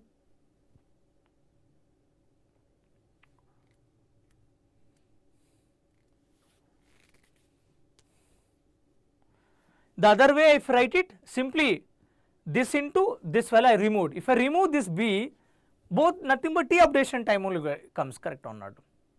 If you know these things, so can I get first one now? First one I can get it. First one I can get it. Over. More related to lot of questions can be framed it. Lot of questions can be framed it here. So I hope this is clear. This is clear. Chalo now. So one more thing. For write back updation, if I use it, write back updation used it. First case number, T average time, it can be frequency of read operations into average read plus frequency of write operations into T average write, or you can any way you can write it. Second one, T average write. Okay, T average, let me take first read, T average read cycle time. Sometimes they may frame question like, instruction is executing like this, instruction may take 2 references, average 2 references take, instruction execution time this much. Now I use this many level of memories. What is the average time required to compute one instruction, or else total time required to compute a program has 100 instructions. This type of question can be framed it. So what you can do, one instruction take 2 reference, right? 1 reference time you can calculate. 1 reference can be read, average read, right? Average read time you tell. Multiply by 2 times. Multiply by 100 instructions, like this you can do it. So now execution time plus this fetching of data you should add it. That 1 instruction time if you get, multiply by number of instructions you can get it now. So now reading. So I am reading from where? I will read. If this it occur, I will read from cache. If miss occur, so 1 minus read, correct, miss occur. So now TC time already spent, I have to read from this one. I read from main memory. Now assuming that cache is full, here assuming that cache is full. Cache memory is full. Cache is full. Then only this formula will applicable, otherwise not applicable this formula. So now I brought a block of, because we are applying right allocate policy, I brought a block. I want to place in cache. Cache is full. Then what should I do it? One of the block I have to select for removal. Selected block is dirty. If it is dirty percentage you should know. Selected block is what? Dirty. Meaning I made for maybe 100 references, out of which 30 times dirty only happen. If dirty is there, what should I do? You have to write a block, you have to block, you have to old block, you have to write it. So new block. So now we have already spent TC time plus time for block of old you have to write back. You bring what? New block, correct or not? This new block. When there is a dirty, okay. Plus if selected block is what? Not dirty, the TC plus only 1 block access required, that is a new block only, right? This I can write expression. It is applicable when cache is full only, right? If cache is empty, you brought a new block, you can place empty place, right? It is not only dirty, please understand, it is not only dirty, please, not only dirty, when cache is full only it is applicable, right? If cache is empty, some empty blocks are there, you brought a new block, you can place empty now. Can I place empty block or not? Very good, very good, very good, very good, very good. So this one expression. Third one, T average write. So if it is write it, I am writing in cache memory. 1 minus write, miss occur, we are going to write, we are going to write it. If suppose what is not given, right allocate policy, like they did not say anything, simply we are writing into main memory bus, TC plus TM you can write over. But write back now, one just write in main memory, miss occur, write in main memory, leave it. But we are bringing extra block also, right? Cache is full, again we are taking the assumption what? Cache is full, cache is full, cache memory is full now. So I brought a block, I want to place it, so no empty block, select a block for removal. Selected block is dirty can happen now, dirty can happen. If it is dirty, so TC plus TB old plus TB new, correct or not? If it is 1 minus dirty means what? What is the 1 minus clean? So TC plus TB only, that's it, correct or not? But sir, expressions are same, sir. Yes, expressions are same, value will be, answer will be different. Why? Read operations are different rate, write operation different rate, because write operations are less than what read operation, generally I am talking, correct. So due to this read and write a percentage changes, the value will be changed. Then once you know write cycle time, read cycle time, I can put a substitute in this one, average read access time, I can get it for any operation. It can be either read or write. This is a maximum length of the question can be framed considering this one now. That is a very lengthy question can be framed it, but that's not 1 or 2 times happen. But recent papers, it's a subset of the questions only asked it. So one of the year this only asked it, another year only this only asked it, like this, correct?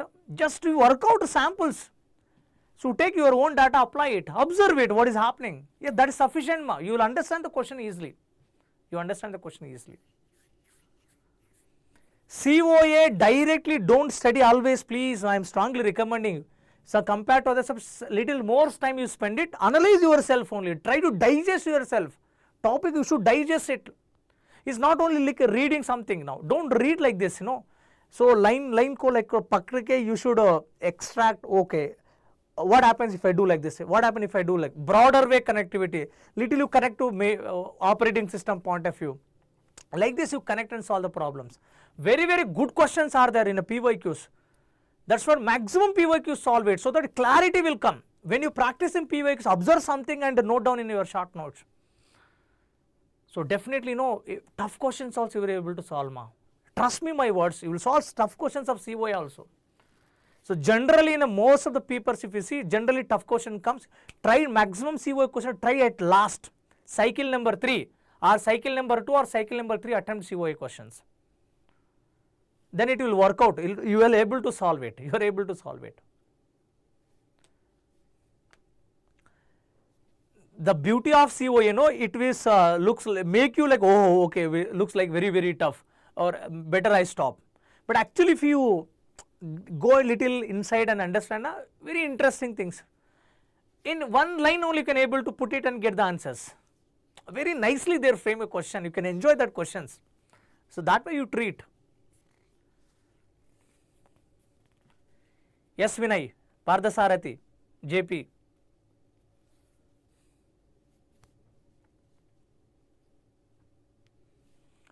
Chalo, we'll move for next.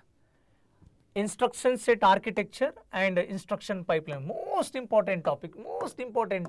Together I can tell, I think minimum 3 to 5 marks can be expected in this area. Minimum 3 to 5.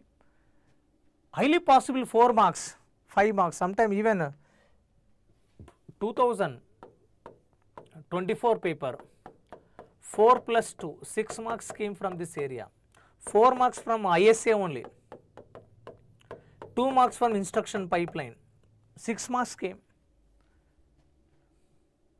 6 marks came from this topic. 6 marks, you know, see, out of 9 or 10 marks, 6 marks from this chapter only. And all are solvable. Like. So if you have a clarity over this one, all are solvable, these questions. All questions are solvable. So what we are going to understand, instruction format, first aspect, instruction format. You should have very clarity on this one, instruction format, 0 address, 1 address, 2 address, 3 address, like this, and combination of these instructions. And instruction execution stages, you know, execution pattern. What is the fetch, what is the decode, and execution like store. You should have a clarity over like understand here is. So another thing. So understand the risk versus CISC processors. Clearly you study. Very important, 1 mark question can be expected. I hope you can see 25 gate, this will be there. 24 they did not ask here. 1 mark question highly possible. One of the session I am going to expect this area, because 2 sessions going to happen 2025 paper, right. Third, and also I am telling you, I am guaranteeing you, just mark it my words. Pakka one question will be the instruction pipeline and either addressing mode, because addressing mode past or 2-3 years we have never seen. We can expect this year theoretical or MSQ question or maybe numerical type based question under addressing modes, they can frame it. 3 marks I am expecting, 3 to 4 marks can be seen. So this part you observe, and followed by instruction pipeline, their performances, instruction pipeline performances will observe it. We will go with some questions, then we will do conclusion on this one now. Try to work out this question. I hope you can able to solve it. Tell me the answer. Tell me the answer. I am giving 2 minutes time.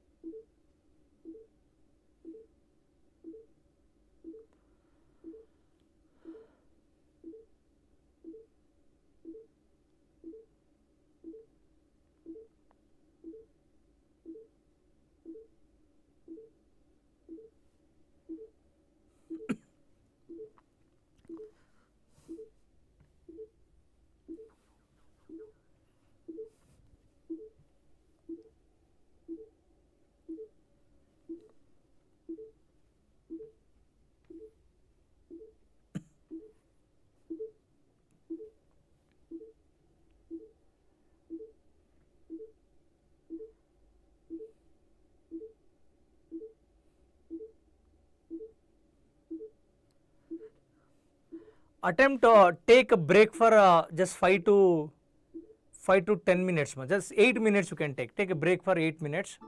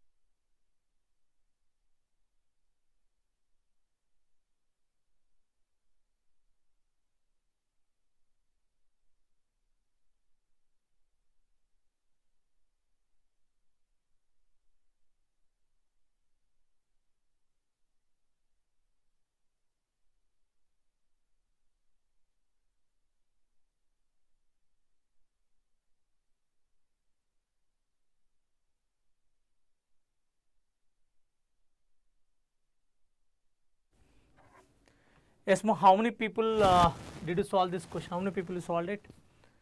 What is the answer? So 3. What the question is asking, consider microprocessor having 24 multiplexer pins. It has 256 one-word instructions. There are 128 processor register. Instruction format given 4 fields are there. Find the largest unsigned number in immediate address mode. Address field is given now. So instruction format, if you observe, what is the format of the instructions given now? We have opcode field, right? We have opcode field followed by register field is there. A register field, one more register, 2 register fields we have. Then followed by immediate data. Immediate data we have, correct or not? First known things can be applied. Register, how many registers? There are 128 processor registers. 7 bits required. This also 7 bits required now. Now it has 256 instructions we have. 256 nothing but 8 bit required, correct or not? So now it a processor have 24 multiplexed pins, means pins for instructions, you understand. 24 bits given now. This itself instruction size on this instruction size now. Don't get confused. So this value is what? 14 plus 8, 22. So 22 means what? 2 bits given for this one, right? 2 bits given for this one. So unsigned integer they are asking. So what is find the largest unsigned number in immediate field? With this 2 bits, what is the value possible? So as we know, so unsigned range is 0 to 2 power of n minus 1, correct or not? So 0 to 2 power of 2 minus 1. So 0 to 3, correct or not? 3, right? So what is, find the largest unsigned number in immediate field. So you can store 0, 1, 2, 3. Yes, right, right. Answer is right. 3 is right. 3 is right. Answer 3 is right. Absolutely right. Very good. Very good. Very good. So we'll see another question. Try this question. Try this question again. Consider hypothetical CPU which supports 2 address, 1 address as well as a 0 address instruction. A 20-bit instruction is placed in 256 words memory. If there are 2 address instructions and 64 1 address instructions, how many 0 address instructions can be designed or formulated in this architecture? Try more. Try. This type of question can be expected.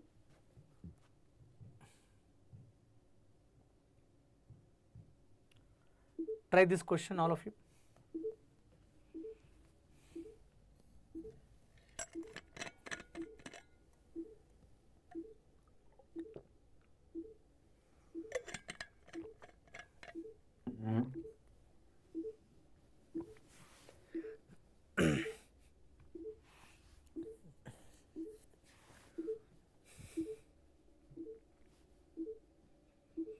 Try, all of you, those who are watching, try to solve this question. Solvable.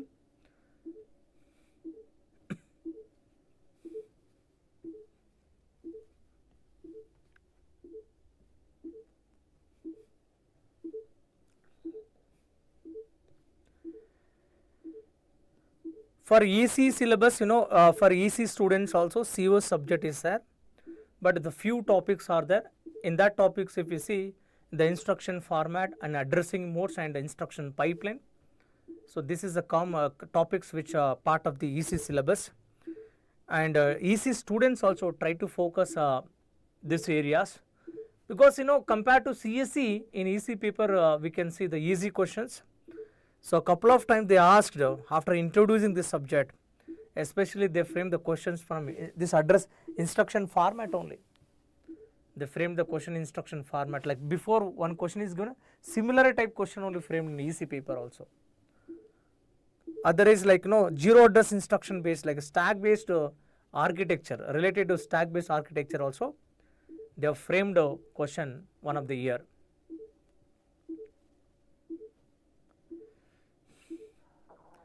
Yes, anybody got the answer?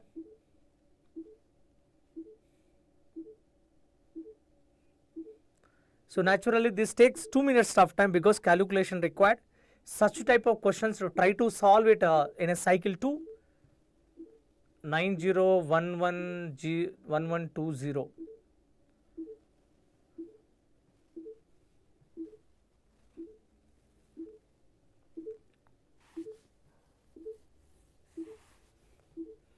Vinay and Padasarathi, Narshimlu,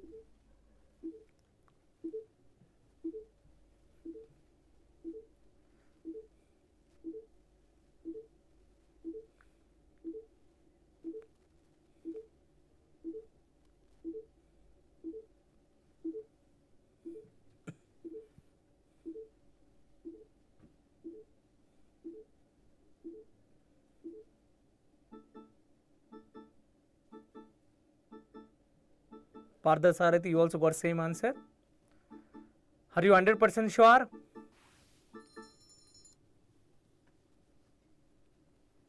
Yes.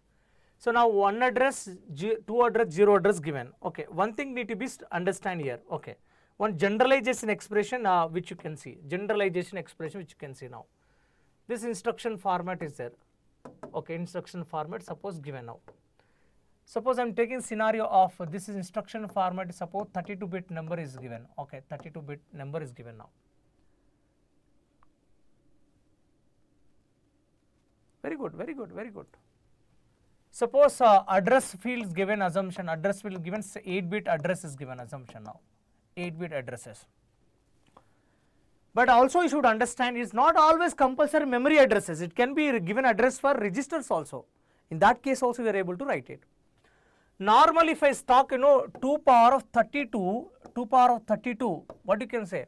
Suppose 0 address, this is 0 address, like no address is specified. So can I tell 2 power of 32 0 address instruction possible? Let me take P. P is what? 2 power of like 32 0 address instruction possible now. Also it is supporting one address assumption now. One address, please understand, one address.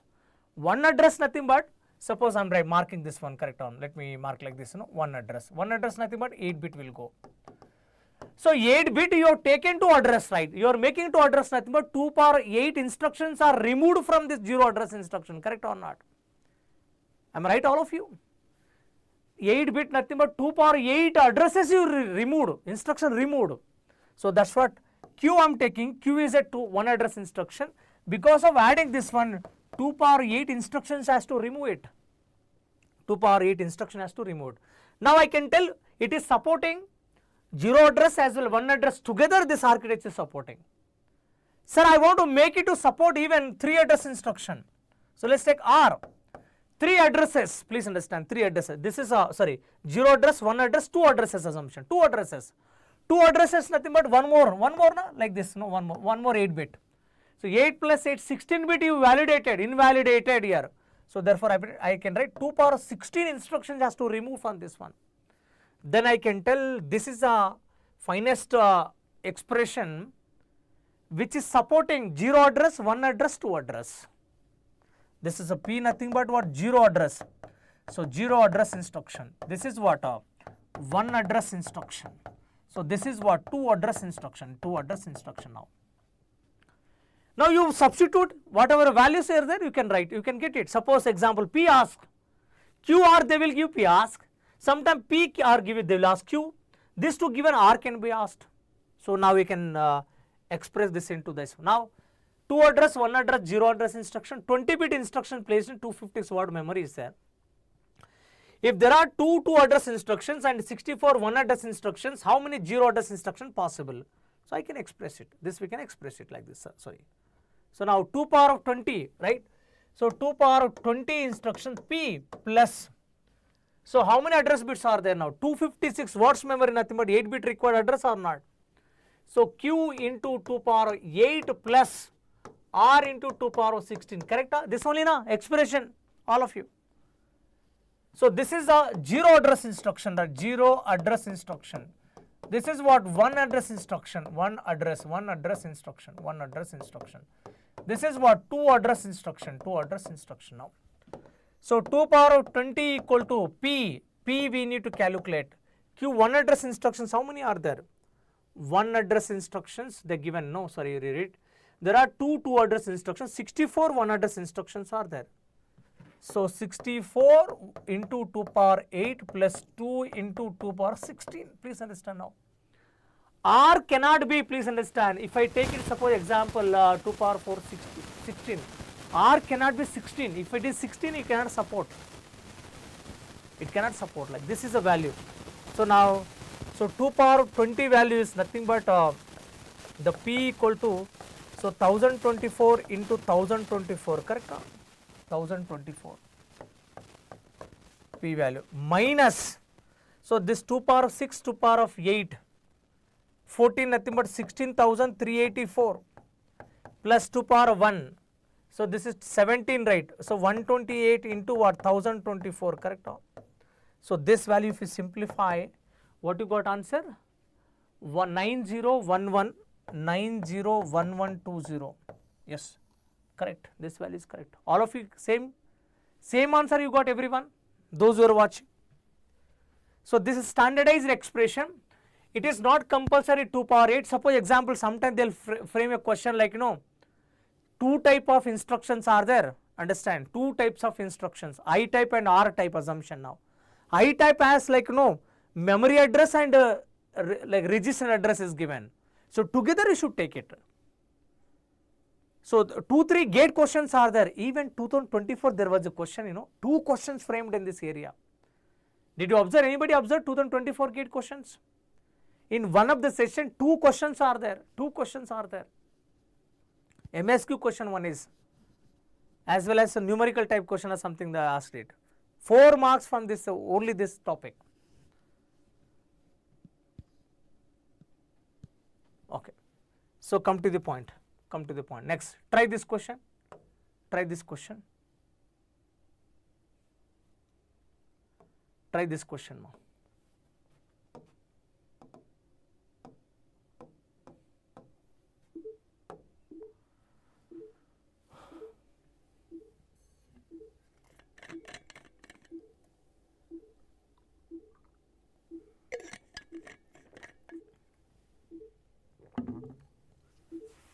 Everyone try to solve this question.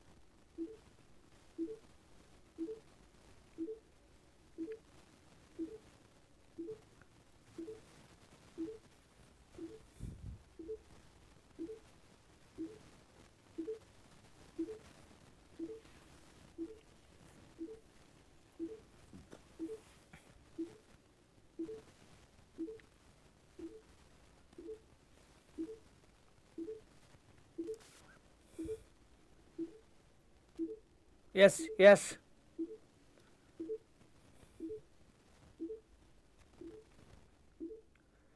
And this type of questions, it is for 2 mark question, please understand. In first cycle only you can try, you can solve first cycle only, no need to wait. The moment you seen, you can attempt, immediately you can attempt it. Can we solve it within 1 minute of time? Maybe taking 1.5 minute. Can you solve this question or not?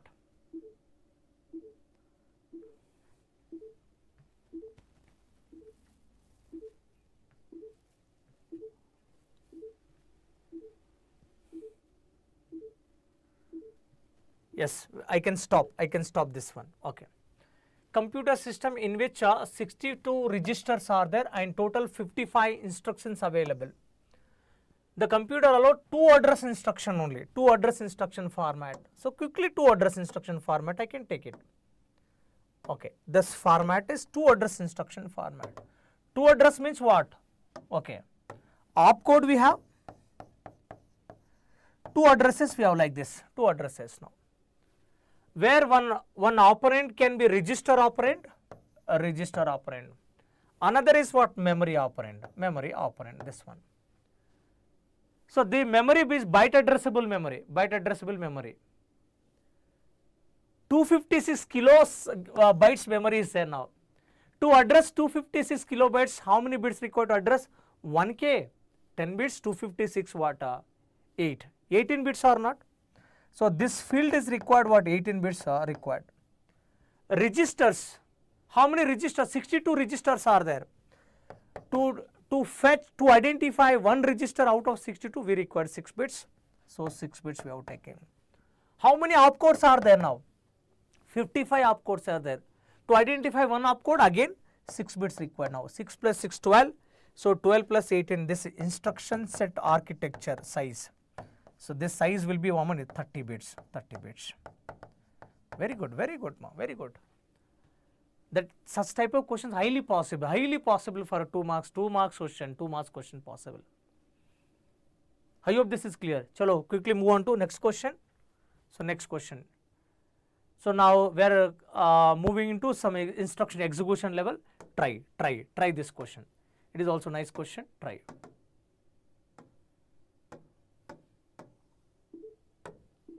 Try this question. Very good, JP. Very good, JP.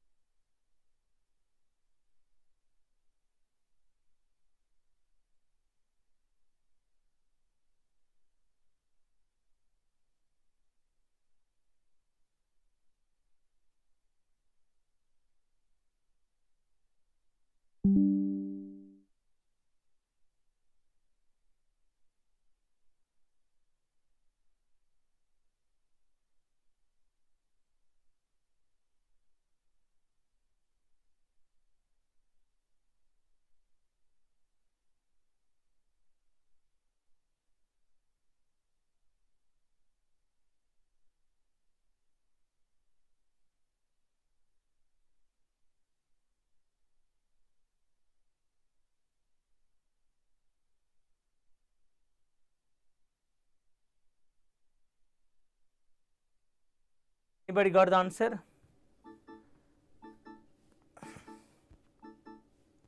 So 0.925 seconds.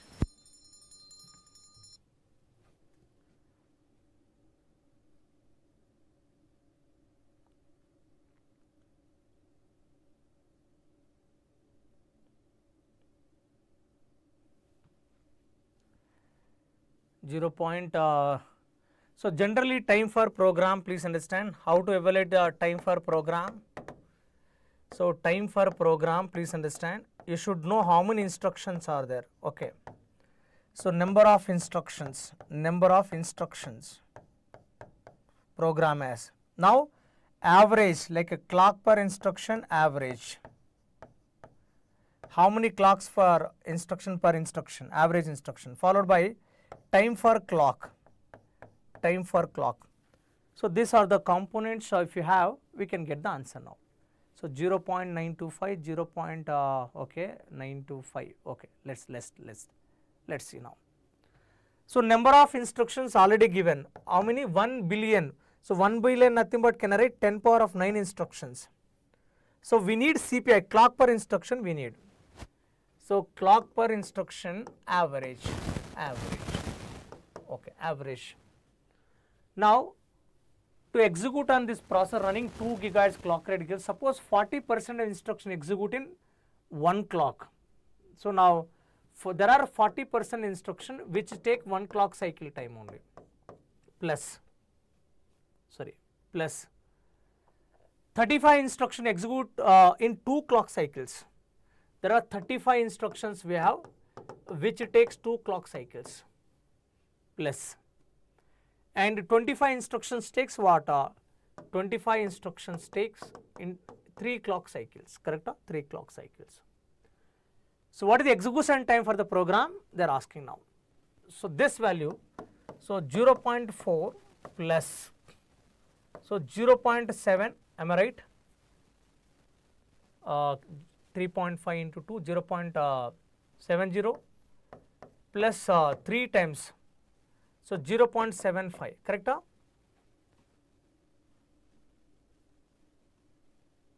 Yes, you can do it, This value is correct now? So 1.5.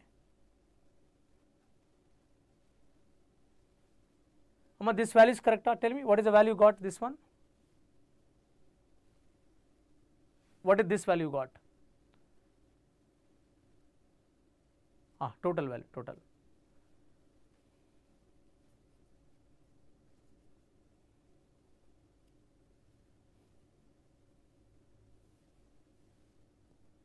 $1.95 only. Average CPI.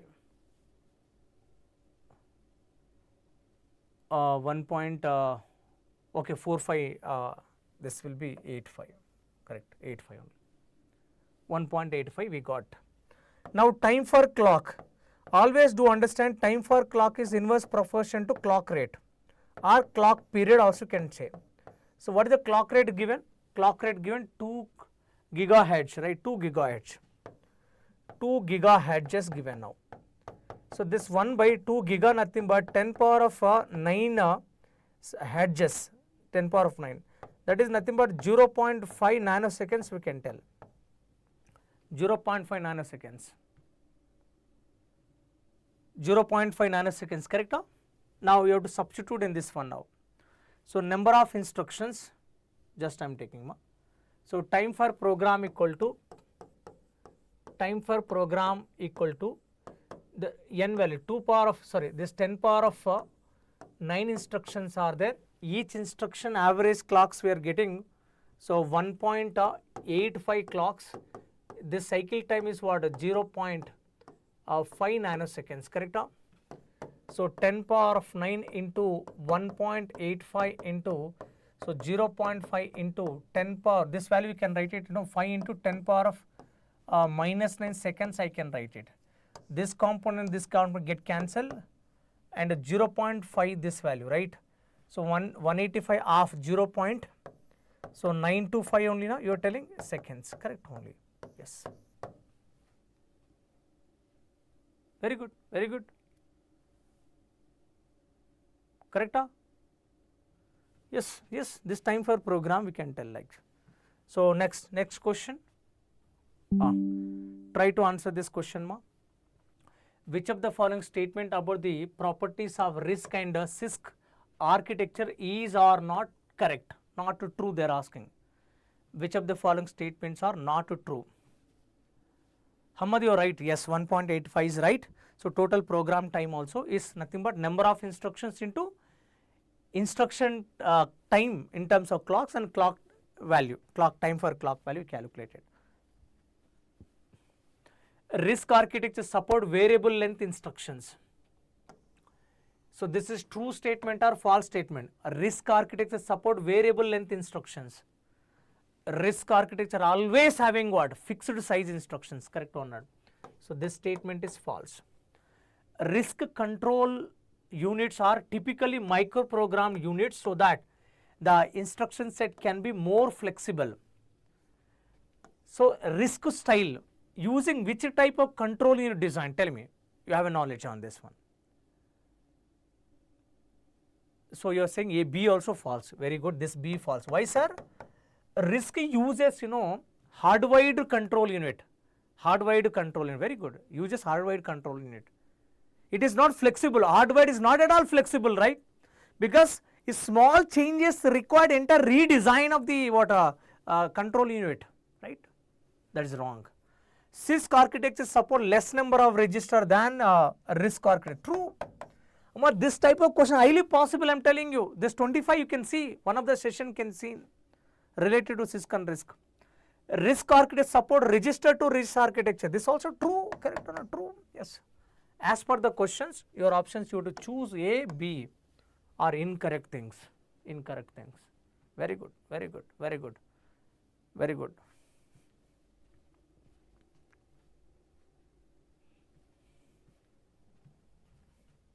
Now, assume that there are 4 instructions in the loop body. Starting memory locations are given like 8000, 8004, 8008, 8012 respectively. Assume each instruction take 4 bytes of memory. Then the offset value needed to return to the loop is dash. Return to the loop is dash. Suppose like this, loop, instruction 1, instruction 2, instruction 3, instruction 4. Okay. Now it's like kind of some jump to what? Simply I am writing go to, okay, go to L like this. Otherwise instruction 4 over, then I am writing go to L like this. This is correct or not? Now answer it.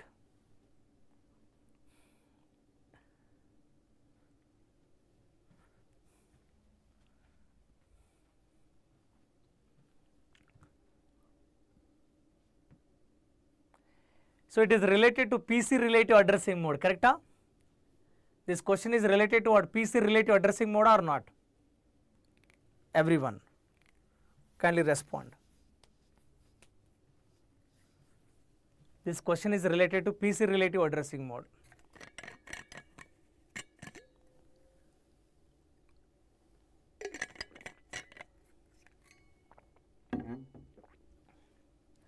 Target address equal to PC value plus offset value they are asking. Very good.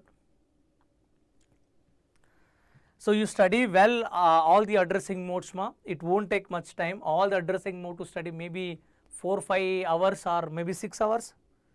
That's sufficient, because most of them theoretical, but some have important role, like especially like base addressing, like index addressing, PC relative addressing mode.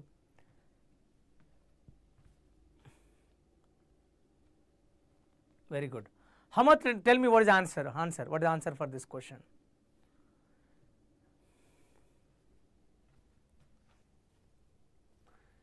So in the memory, these instructions are loaded, correct or not? Instruction loaded. Instruction is having 4 byte long, correct or not? The starting address is what? 8000 given now, 8000 now. Instruction 2 also 4 byte, correct? 4 byte. It started with 8004. Instruction 3 also 4 byte long they told. This is starting address is 808. Instruction 4 is what? 4 byte long, correct? This is 8012, right? Next instruction will be there. Next instruction will be there. This point what? 816, correct on? 8 will 16 now. So initially PC is pointed to what? PC pointed 8000. So that I can fetch instruction, right? I can fetch. So once fetching is over, PC will be pointed to what? Next instruction 8004. So like the keep on goes. When instruction fetch of I4 is over, PC points to what? PC point what? 816, correct or not? After fetching, after completion of execution of I4, we have to jump. Target instruction is what? I have to come back to I1, correct or not? We have to come back. So what is the target address now? Target address is nothing but we calculate PC plus what offset value I should do it, right? PC plus offset value. So target address is what? 8000 equal to current PC value is. So always generally student make a mistake here, highly possible student make a mistake.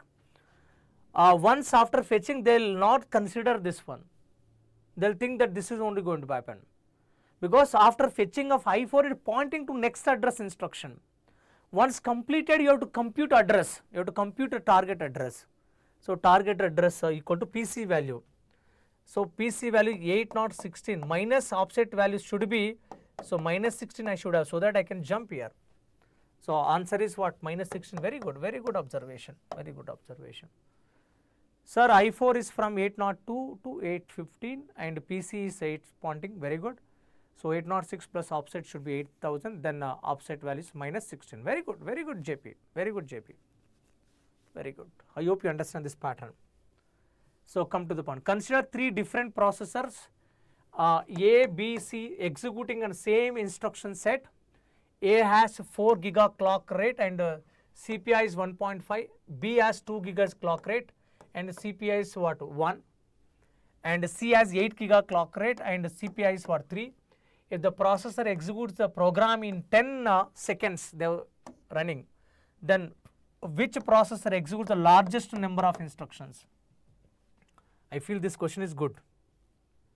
Try. I am giving 3 minutes of time. Yes. Try this question, all of you.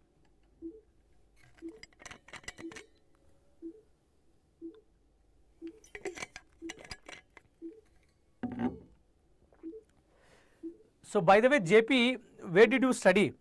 Self-study or some classes you have taken?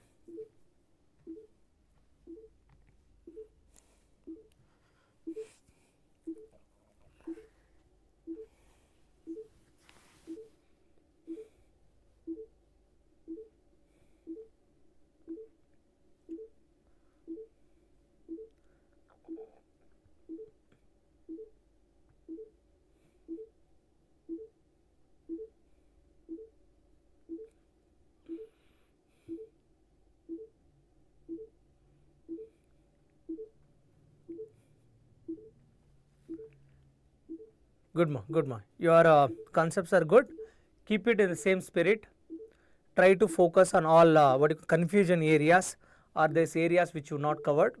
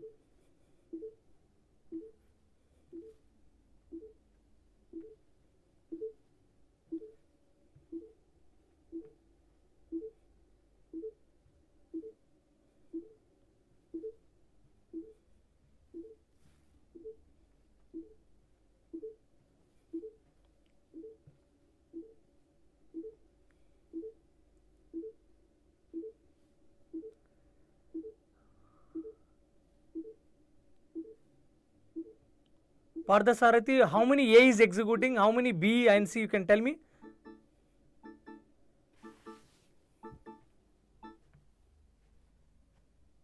Yes. how many A is executing, how many B is executing, how many C is executing. So there are three processors are there, right? Processors A, B, C, like this. Execute on same instruction set. A has 4 gigahertz clock rate, and its CPI is CPI clock per instruction 1.5 clocks. So B is running in 2 gigahertz, as CPI is what? 1, and C has 8 gigahertz clock rate, and its a clock per instruction average what? 3 given. If the processor is running, each processor running in for 10 seconds they are running, then which processor executes the largest number of instructions they are asking. So A and C same, sir. A and C, okay, JPC A and C are both are same number of instructions. AC equal to 26 billions or 2 power 6 billions. A and C is 20 billion. Okay. Less. So what you have done? Time for program. Generally this only na time for program, right? Time for program like this. A is equal to, we know, number of instructions into clock per instruction average into what? Time for clock, isn't it? This only na. So this program A is spending 10 seconds, right? 10 seconds. So CPI, what is CPI is taking? 1.5, yeah? CPI is taking 1.5. Okay, 1.5. So this value is what? 4 gigahertz. 4 gigahertz means 1 by 4 gigahertz. Can I write?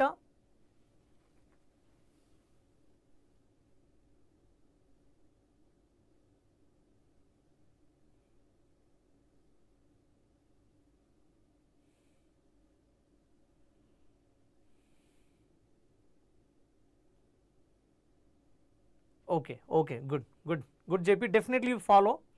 So as you know, like operating system we have done. Next where the CO is done, then I am planning 2 sessions on computer networks, even DBMS, like this keep on goes. We all faculties will try maximum session to cover it. Okay, 10 seconds and time for clock 1 by 4 giga, correct? 1 by 4 gigahertz I can write, right? So can you tell me what is n value you got here? So directly I will write it. Yes. So now I can write 0.25 into nanoseconds. So nanosecond at 10 power minus 9 seconds. So we can send it, correct or not? So with this n value calculation will happen. Tell me.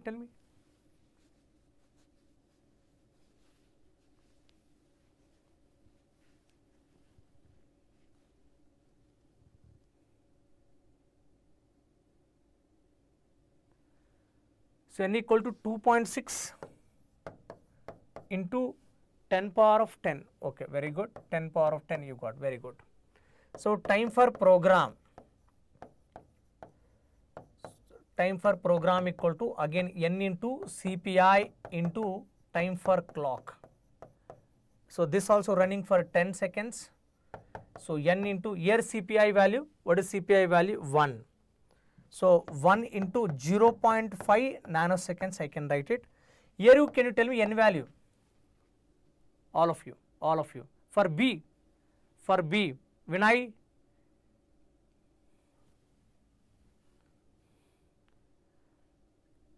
two into 10 power of 10, very good.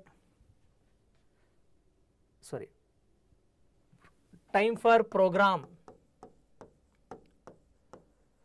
So program C equal to n into, okay, clock per instruction into time for clock. 8 and CPI 3, right? So n into 3 into 1 by 8 gigahertz. Yes, what is n value you got? Did you got 2.6 into 10 power of 10 only? Is it Vinay or JP? Pardasarathi?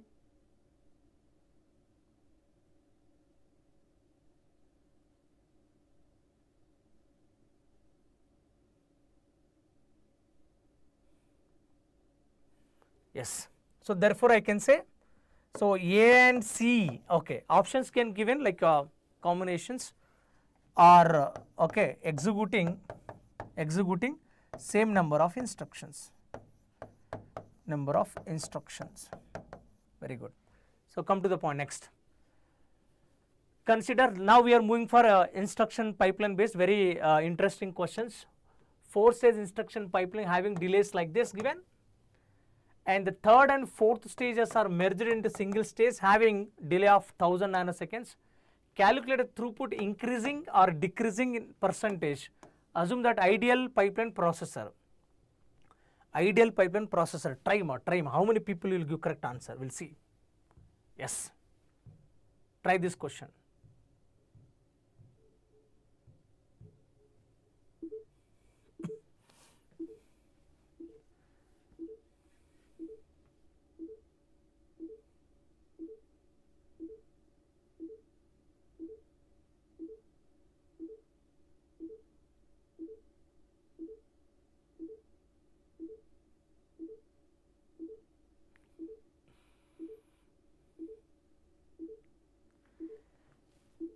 JP, are you getting clarity over the concepts? Either from operating system, either from COA. And Vinay and Padasarathi.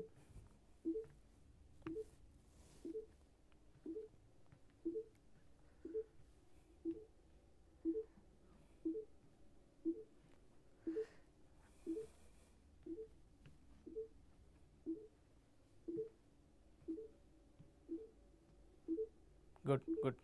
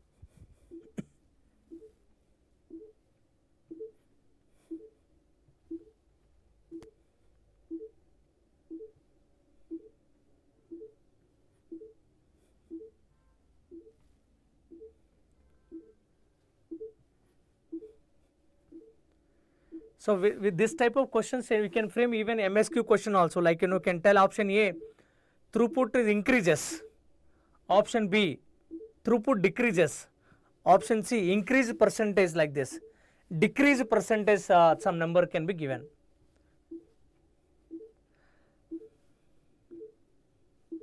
So this in this like patterns from the past 2-3 years papers we are analyzing. So they're from COA most of the time what they did, they're framing MSQ question, possible question they're asking in that MSQ form only. In that directions also we need to study. Instead of asking one question, they're asking 2-3 questions putting in one options wise. That becomes MSQ question. Especially in operating system I have seen synchronization area and COA also.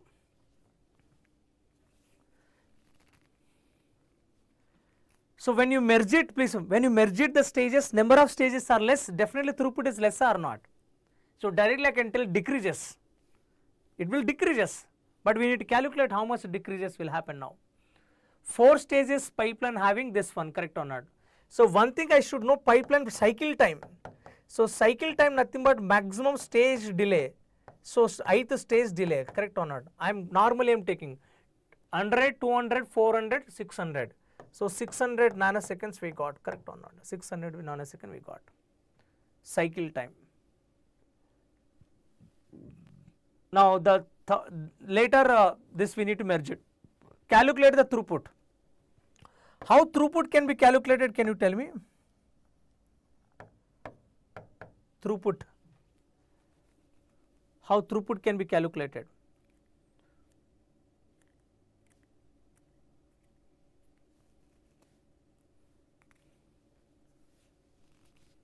Very good. How throughput I have to calculate it? Some of you.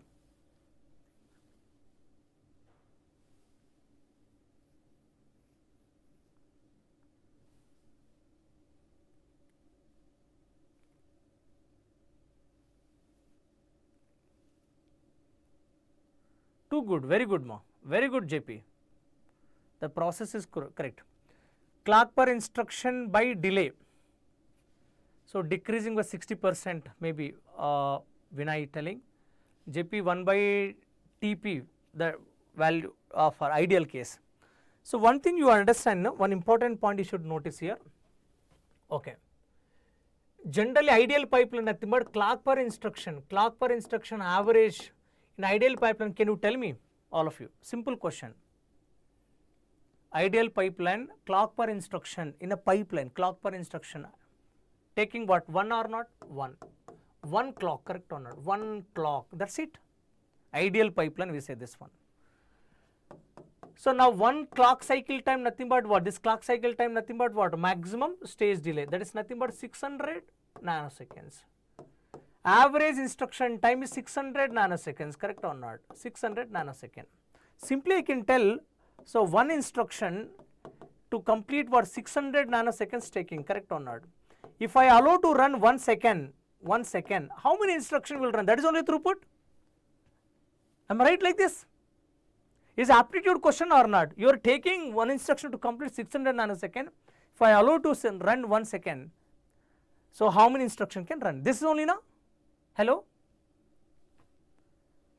So throughput of old, I can say throughput of old one, right? Old one, right? Old one.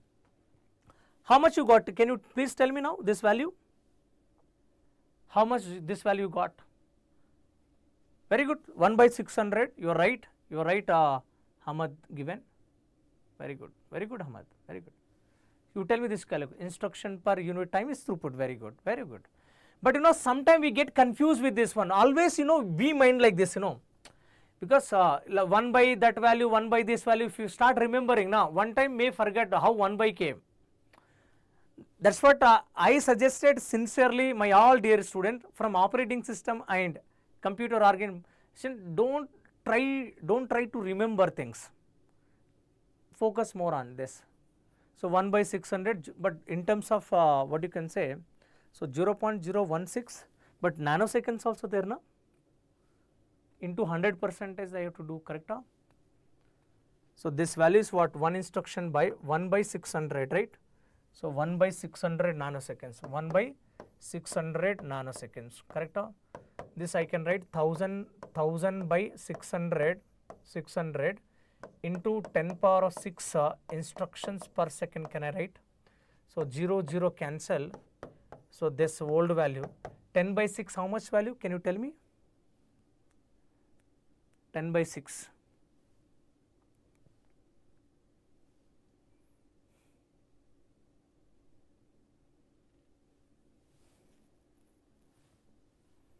What is this value? What is this value? Tell me. So keep in 10 power 6 instruction per second as it is. Why that much you are doing? Just keep it like this now. Then other pattern also we can get it, we can differentiate easily. Keep it as unit as 10 power 6 one, simply, right? That simple thing. No much calculation. 1.66 million instruction per second came, correct? Yes or no? Now. Now the second case I should take it. What is second case? So now again clock per instruction average after merging the stage delay become 1000. So 1 clock only, 1 clock time is what? 1000 nanoseconds, correct? So now throughput. So throughput of new correct is equal to 1 by 1000 nanoseconds. Is it correct? This is correct, all of you? Because highest stage delay is 1000 only, I should take it, correct or not? This I can write 1000 by, okay, 1000 by this 1000 into 10 power of 6 instruction per second I can write. This is nothing but 1 million instruction per second, correct? 1 million instruction per second. So then percentage decrease only, na? Decrease, right? So percentage decrease. So decrease is equal to, so what is the value? 1.66 minus 1 by, so 1.66 into 100%, right? This only? Am I right? Yes, yes. What is the answer now? What is the answer you got? What is the answer?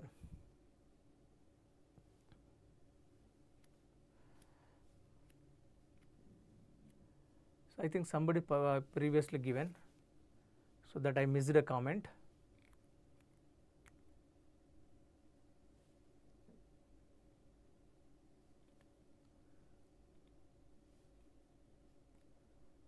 %39.75%.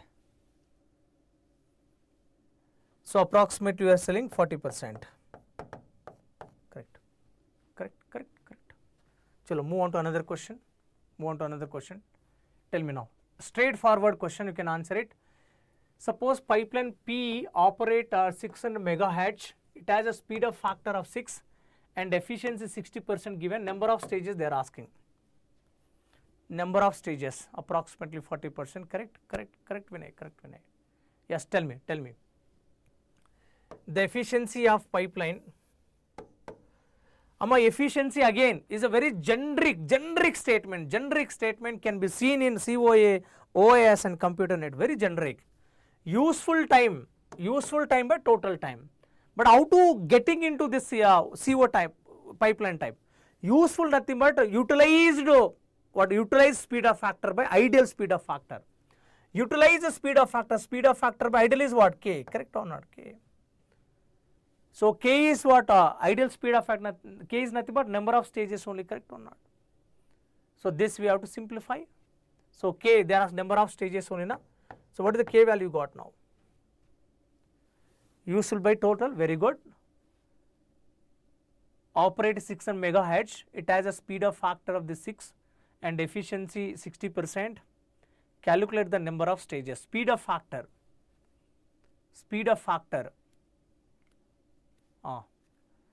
So calculate the speed of factor. Efficiency already given. What is speed of factor you got? What is speed of factor you got?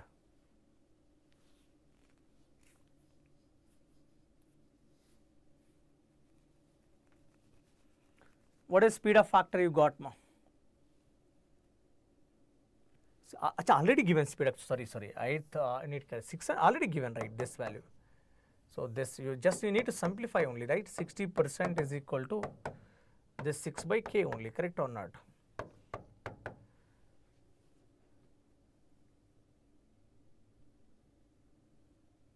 Okay. I just missed it. Very good. Very easy. So move on to next question. This is interesting. Now just read the data. It is not completed. Just read it and take the screenshot because one more slide we have. All of you read. Take this 5-stage instruction pipeline. Having stages, instruction fetch is there, instruction decode is there, operand fetch, compute and write back given. Consider 4 instructions are there. Instruction fetch, instruction decode, operand fetch, write back stages take 1 clock cycle for each operation, but compute stage takes 1 clock cycle for addition, subtraction, 2 clocks for multiplication, 3 clocks for division operation. If the operand forward mechanism technique is uses from stage to operand fetch stage, the clock rate of the pipeline processor given 4 gigahertz, then choose the correct statements considering the below table. Let's solve it. So few data, 5-stage instruction pipeline, each stage delays 4 instruction running. The stage delays also we understand. Normally except compute all are taking 1 clock only. Correct on. Except for compute all are taking 1. Compute take for addition, subtraction 1, 2 multiplication 2, 3 for division. This is understanding. So come to the point here. So instruction number I1, I2, I3, I4. instruction is the division is performing like this. Nomenclature also mentioned. Division, multiplication, subtraction, addition is given now. We have to run on what like operand forwarding mechanism wise. Then options given. The instruction I3 get executed in 10th clock cycle. Number of true dependencies are 3. Total number of clock cycles required is 11. Total execution time is 2200 picoseconds. Yes, note. Very interesting question. Work out. Let's see how many people are going to solve this one.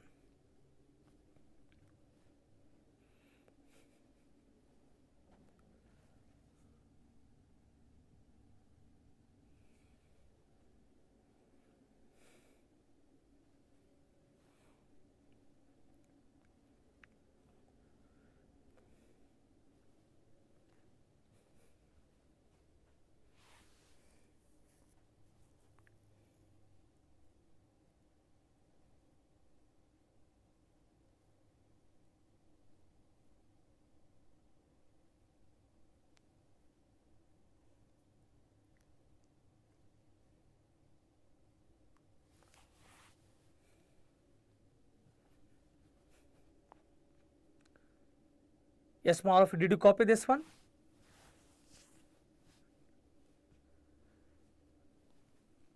Option A, the instruction I3 get executed in the 10th clock cycle. Number of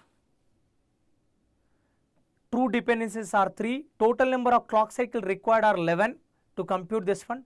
Total execution time is required 2200 picoseconds. Option D given. I hope it is visible all the statements, everyone.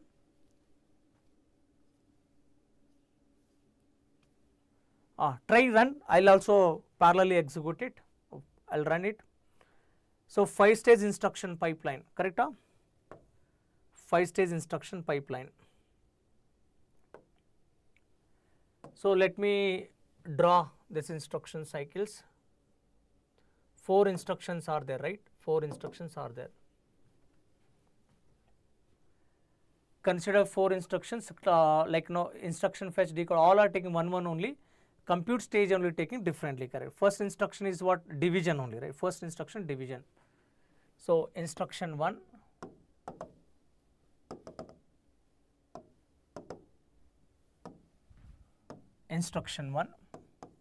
fetch. So instruction fetch takes how many clocks? One clock. So this name of the instruction is what? Division. Then instruction decode. So decode R1, R1, R2, R3 have to take it. R2, R3. Decode takes 1 clock only, the second clock. Decode, then followed by what are the stages are there?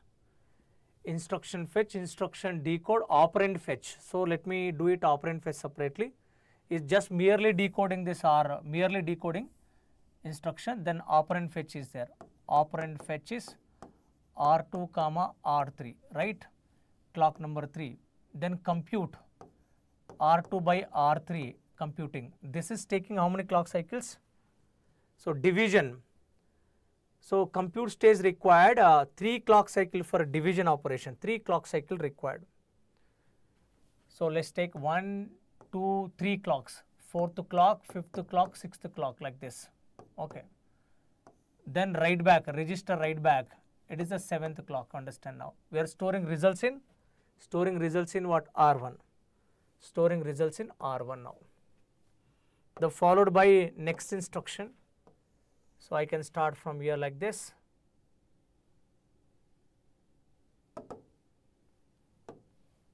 So instruction 2, instruction fetch. What is the instruction now here? Second instruction is multiplication. So multiplication, instruction fetch is what? Multiplication. So then instruction decode taking only 1 clock. Operand fetch. Operand fetch also required. What are the operands required here for this? Operand fetch R5, R4. So now I2 not depends on I1, correct or not? R5, R4 required, independent instruction registers only. R4, R5. So you cannot compute because this is depends on this one, stalls. 2 stalls will created. So compute can done. So multiplication taking how many clocks? 2 cycles for multiplication, 2 cycles, 2 clock cycles, 1 and 2 like this, 8th clock. So register write back 9th clock, it is writing back R6, register R6, register R6 like this. This is second instruction over. So now third instruction, let's see, third instruction now. Instruction I3, instruction fetch. What is the name of the instruction?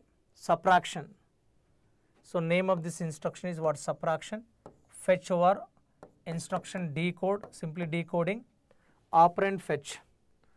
So operands required for I3 is R1, R6 required, R1, R6. R1 available end of the 7th clock, R6 available end of the, what you can say, end of the, so 9th clock, correct or not? Operand forwarding is used, right?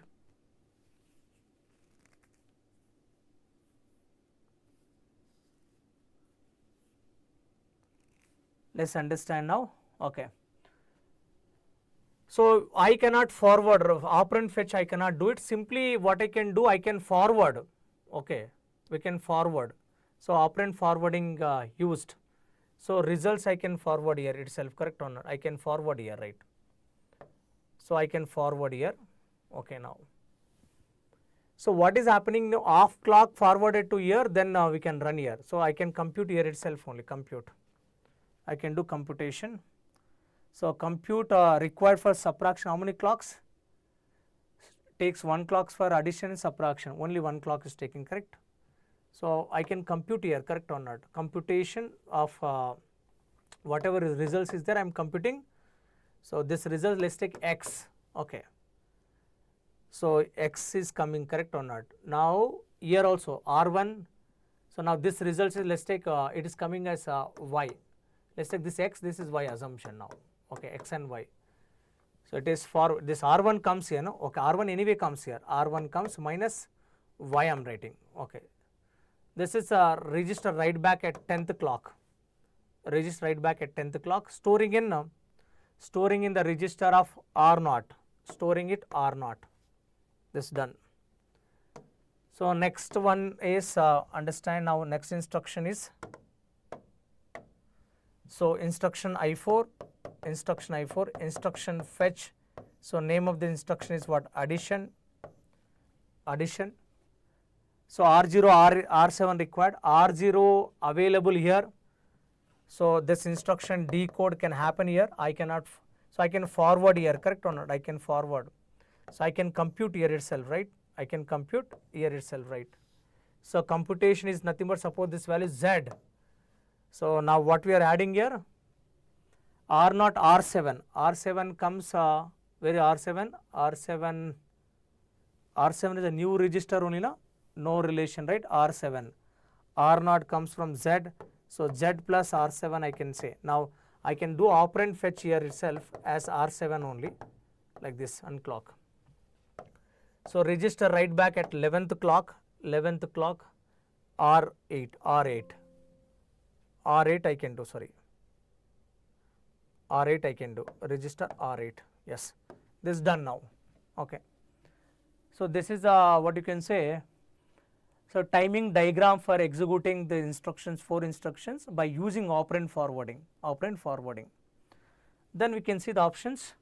The execution of I3 get executed in the 10th clock cycles, yes, this also true, 10th clock only completed, you see 10th clock only completed I3. The number of true dependencies are 3. True dependencies, how many true dependencies are there?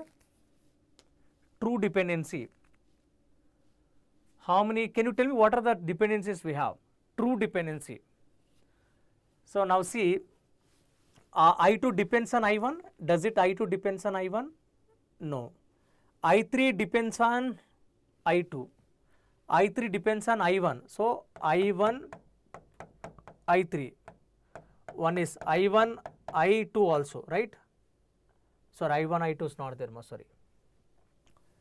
So like this I1, this also, like I2, I3 also, I2, I3 also. So next is I need 7, R not required. I3, I4 also, I3, I4 also. Then I3 not depends on I2, yes 3. So this also correct. So this also correct.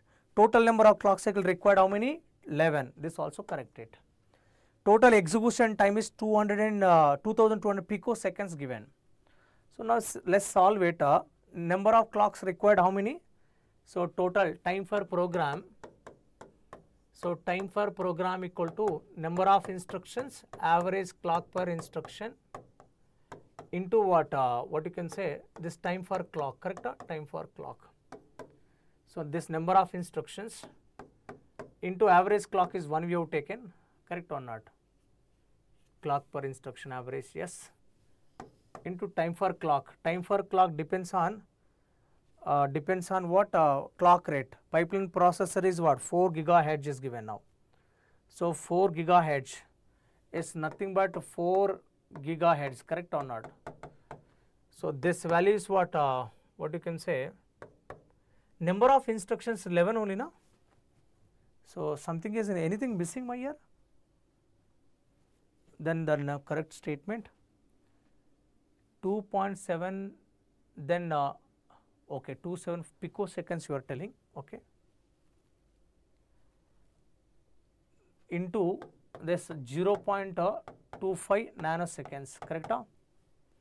0.25, this 5.5, is it correct? What is the value? This value this is in 2.75 nanoseconds. So 1000, so 27, 1 nanosecond equal 1000 picoseconds, correct? 1 nanosecond equal to 1000, 2700 picoseconds, correct? Very good, very good. 2750, okay, 75 is there, okay, 75 is there here, then it will come 50. Very good, very good. Therefore, so this answer, this is incorrect. So I can say ABC are right answer. Very good, ma, very good, very good. Okay. So can you try this question again? Can you try this question, ma? So I think you are able to solve this question. Try it. Try all of you.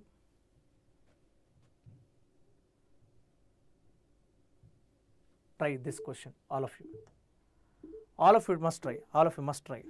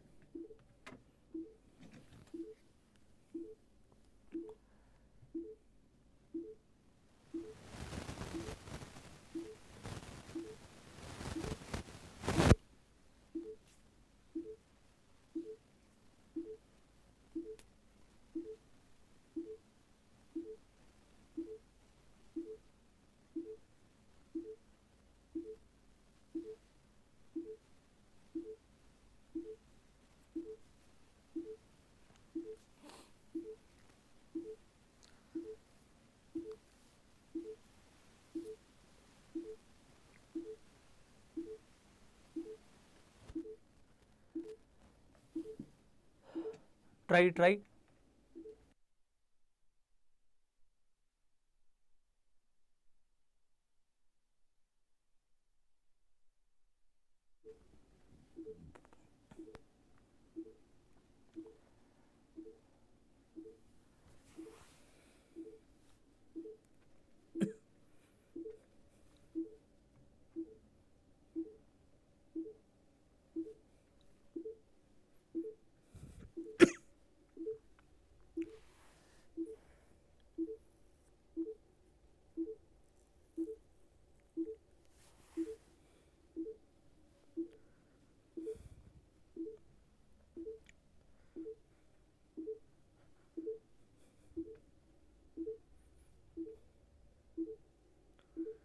Yes, ma, those who are watching, try this problem.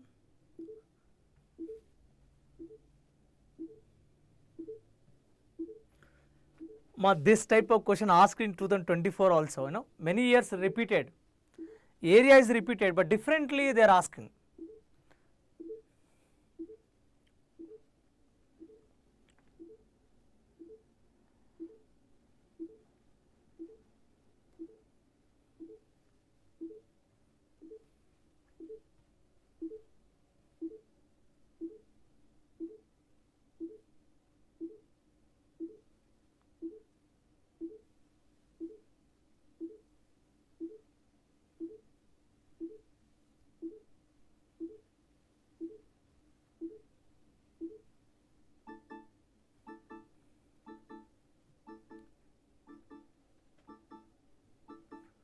Anybody got the answer?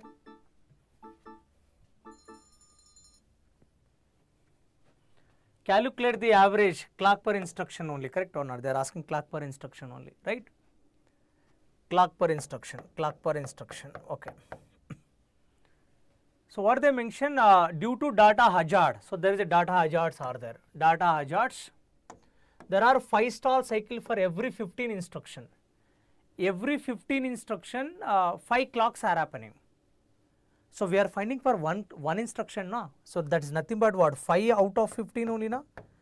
This is the what penalty for each instruction, correct or not?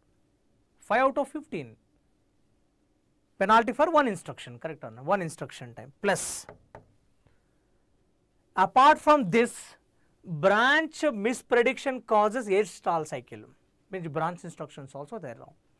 The branch prediction rate is 20% and we have 40% branch instructions.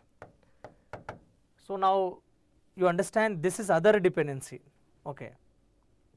Other dependency means, so let me normalize it. So normally, you know, clock per instruction in pipeline normally 1 only, normally, but due to the other dependencies can increase. So like this I cannot, please, normal, please understand. Always ideal pipeline we know 1 clock average, but this can increase, it won't reduce, it can increase due to some other dependencies, right? So one dependency data hazards, so 5 out of 15 I can write. Other dependency what? We have 40% branch instructions are there, 40% are there branch instructions like this. This is some percentage, remaining is what, independent instructions only now. So out of 40, 20%, see, branch miss prediction rate is 20% miss. So 20% out of 40, 20% miss, nothing but remaining 80% it only. There is no penalty, we are not talking that part. So because of this miss prediction, penalty causes how many? 8 stalls. So 8 stalls happen like this. This is enough, over. Should I worry for 80% of that one which is not causing? No need to write it. Simply this part you write it, correct, or simply this we have to write it. Simplify, what is the values coming now? What is the values coming out?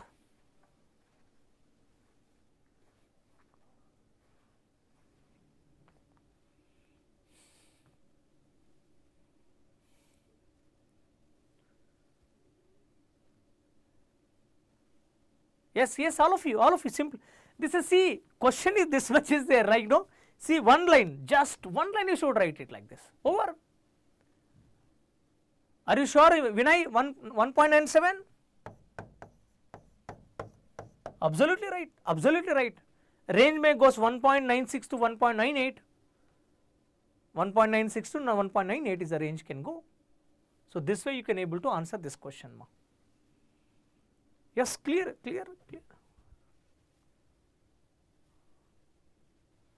Now, is easy question, try homework, ma, try.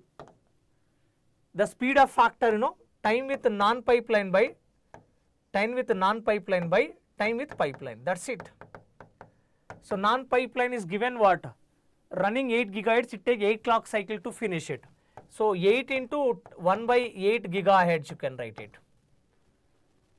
So design converted 8-stage instruction pipeline processor, hardware overhead, reduce the frequency 4 gigahertz. Due to instruction cache miss, 10% instruction causes 20 clock cycles. So now clock per instruction, if you get it here. So normally 10% instruction causes 20 clock cycles into 20 clock cycles plus. There is no other hazards, there is no other. Calculate speed of factor. This only simply you should calculate this value. 1 plus 20%, 10%, 0, 0 cancel 2, 3. This is 3, correct or not?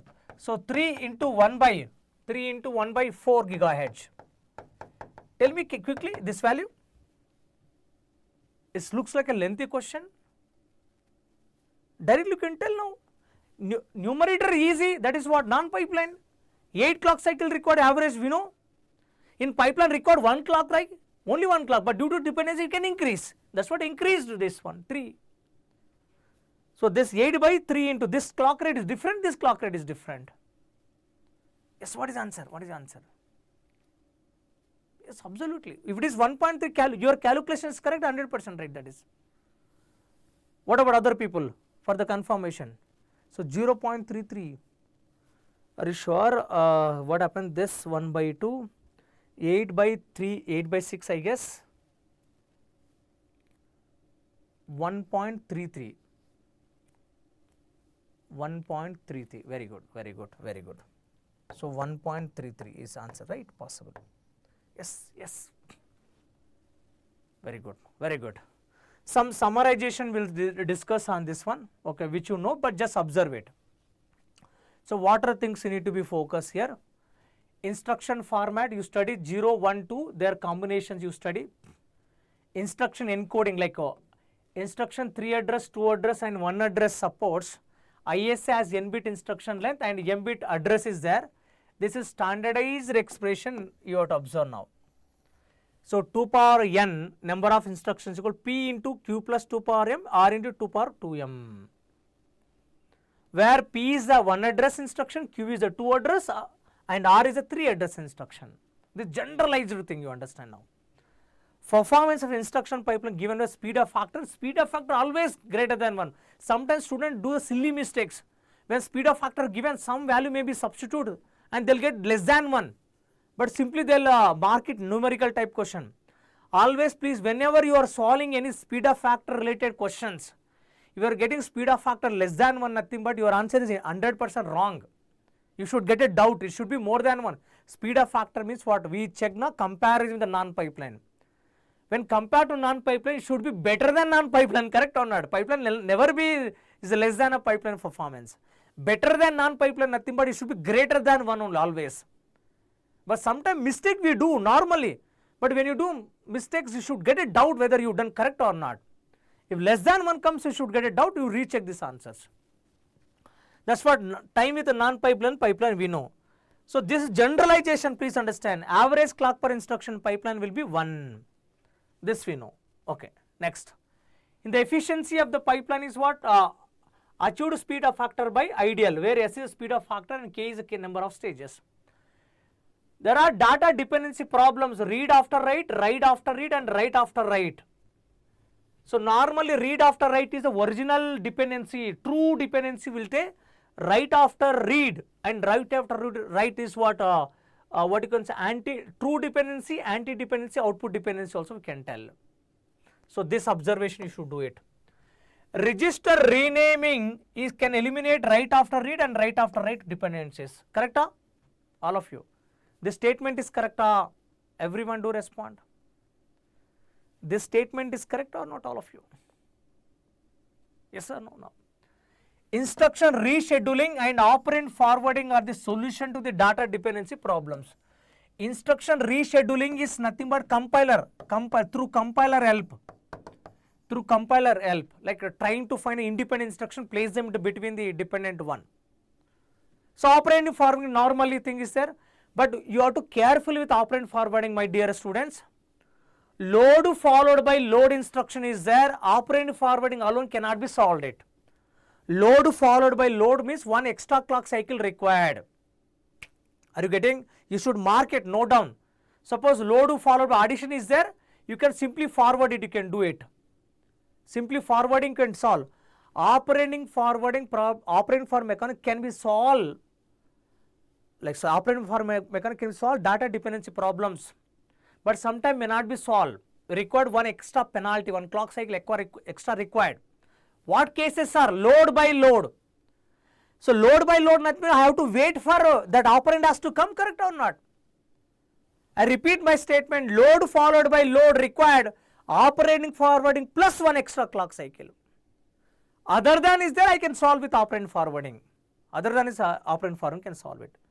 So multiple pipelines, a branch delay slot, branch prediction techniques are solution to what control dependency, that you know. Resource duplication is solution to structural dependency. Lack of resources, structural dependency problem arises. Increase, like I need two ALUs, two memories required. That's what you know. Harvard architecture cases, implementation of instruction pipeline becomes very easy because the two main memories are there. Vanneman architecture required cache memory to implement effectively. In cache also I need instruction cache, and data caches I should have parallelly. Therefore, instruction pipeline can be effectively implemented with a single core processor also. I hope these points are clear. I hope these points are clear. Now, in IO organization, please understand, just focus on DMA controller properly, then magnetic disk. Case study on magnetic disk. Okay. So, magnetic disk also know finding the sizes, try to revise the topic cylinder wise problems, cylinder related problems. Suppose if you are not confident that area, there are 4 videos in this channel. You can type it, you know, COA lecture by Ravi sir in YouTube, search it in IMS. Okay. I made 4 videos on disk related questions. Most of the questions you can able to solve it. So cylinder wise questions, cylinder wise, especially disk addressing nothing but cylinder wise only. So those concepts I discussed properly and solve good number of questions. So you can observe on.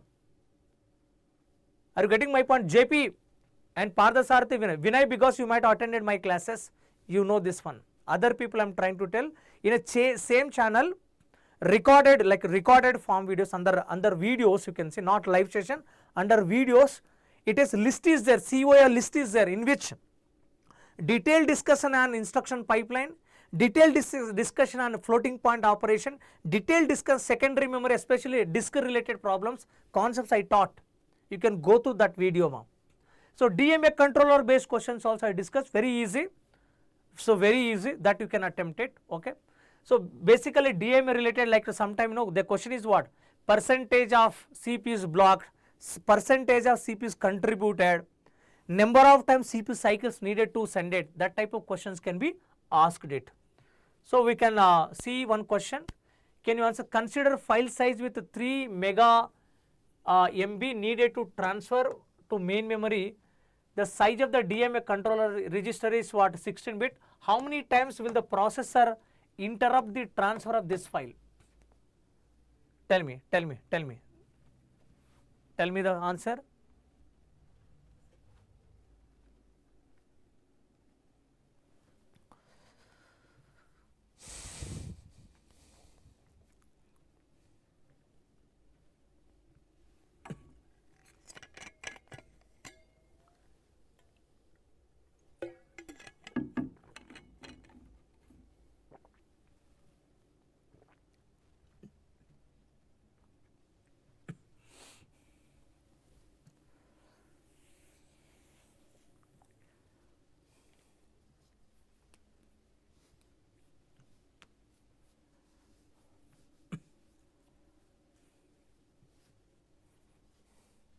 Yes, what is the answer?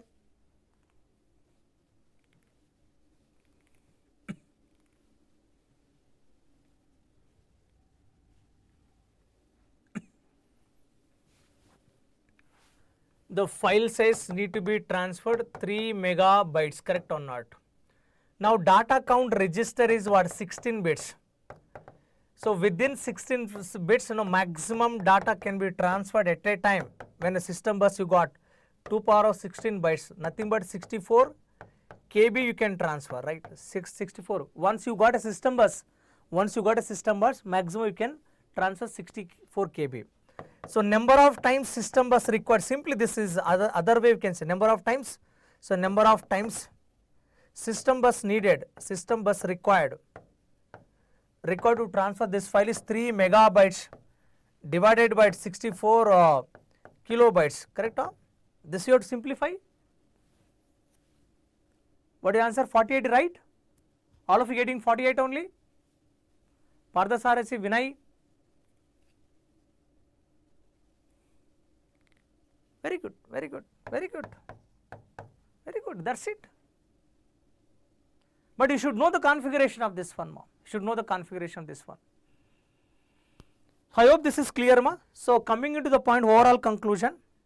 So try to focus. These are the topic which I discussed, and as I mentioned, right, try to study compulsory disk related problems. Okay, if you already studied, fine. Otherwise, I'm telling in this YouTube channel only we have a sessions you can go through, and control unit based, just basics part like micro operation related questions can be asked, that you observe it. That is sufficient. This areas only just focus, solve more PYQs. That's sufficient to be. So like you can score well marks in the COA, but only suggestion all of you, try do not guess the answers, ma'am, and read properly. Any subject you take, read properly each word, each line, try to understand, then you attempt it. Try to make a more accuracy on this one, because these are the important topic, you covered it. So now, so in the next session I'll be taking on computer networks. Okay, so we are also discuss more important topics as well as the good question I'm going to gather. Definitely that session going to be help you a lot. And those, my dear students, operating system session already done, the COA done, the next is computer networks. Try to utilize these sessions. It is going to be utilized useful for you for the upcoming GATE exam. Okay. So now, as I mentioned also, like we have a Telegram group. Sorry, this also important points I forgot. DMA cycle stealing mode, a percentage of CPU block due to DMA is given by Tx by Tx plus Ty, where Tx is transfer time and Ty is preparation time, and burst mode is given. So now active part will be there, Tx by Tx plus Ty only, where Tx in initialization and termination, Ty is the transfer time, same expressions only, but wording will changes. That will be checked properly here. Okay, so these are the things can be configured. Now disk related, seek time nothing but amount of time required to move read write header from current track to desired track. Generally average time, access time nothing but access time plus transfer time for control override will be there.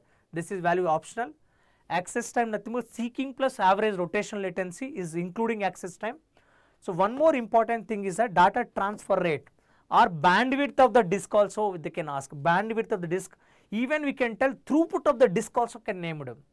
Throughput of disk nothing but one track capacity by one rotational time. One track capacity by one rotational time you can take it. So this can be answered it more. Okay. So now just you can this is a IMS what you can say Telegram group. You can join it more.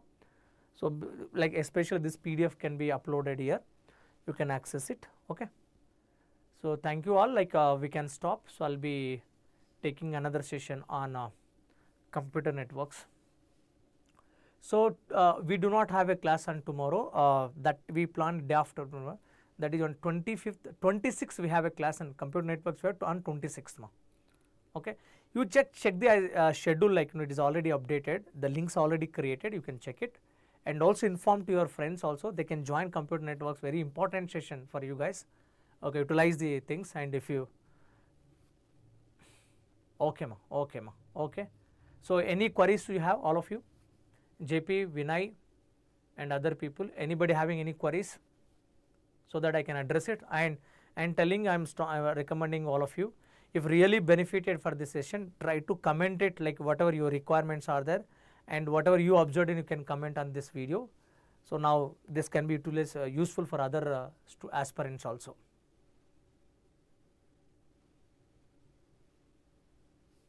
Thank you so much all of you. Like we'll join for another session.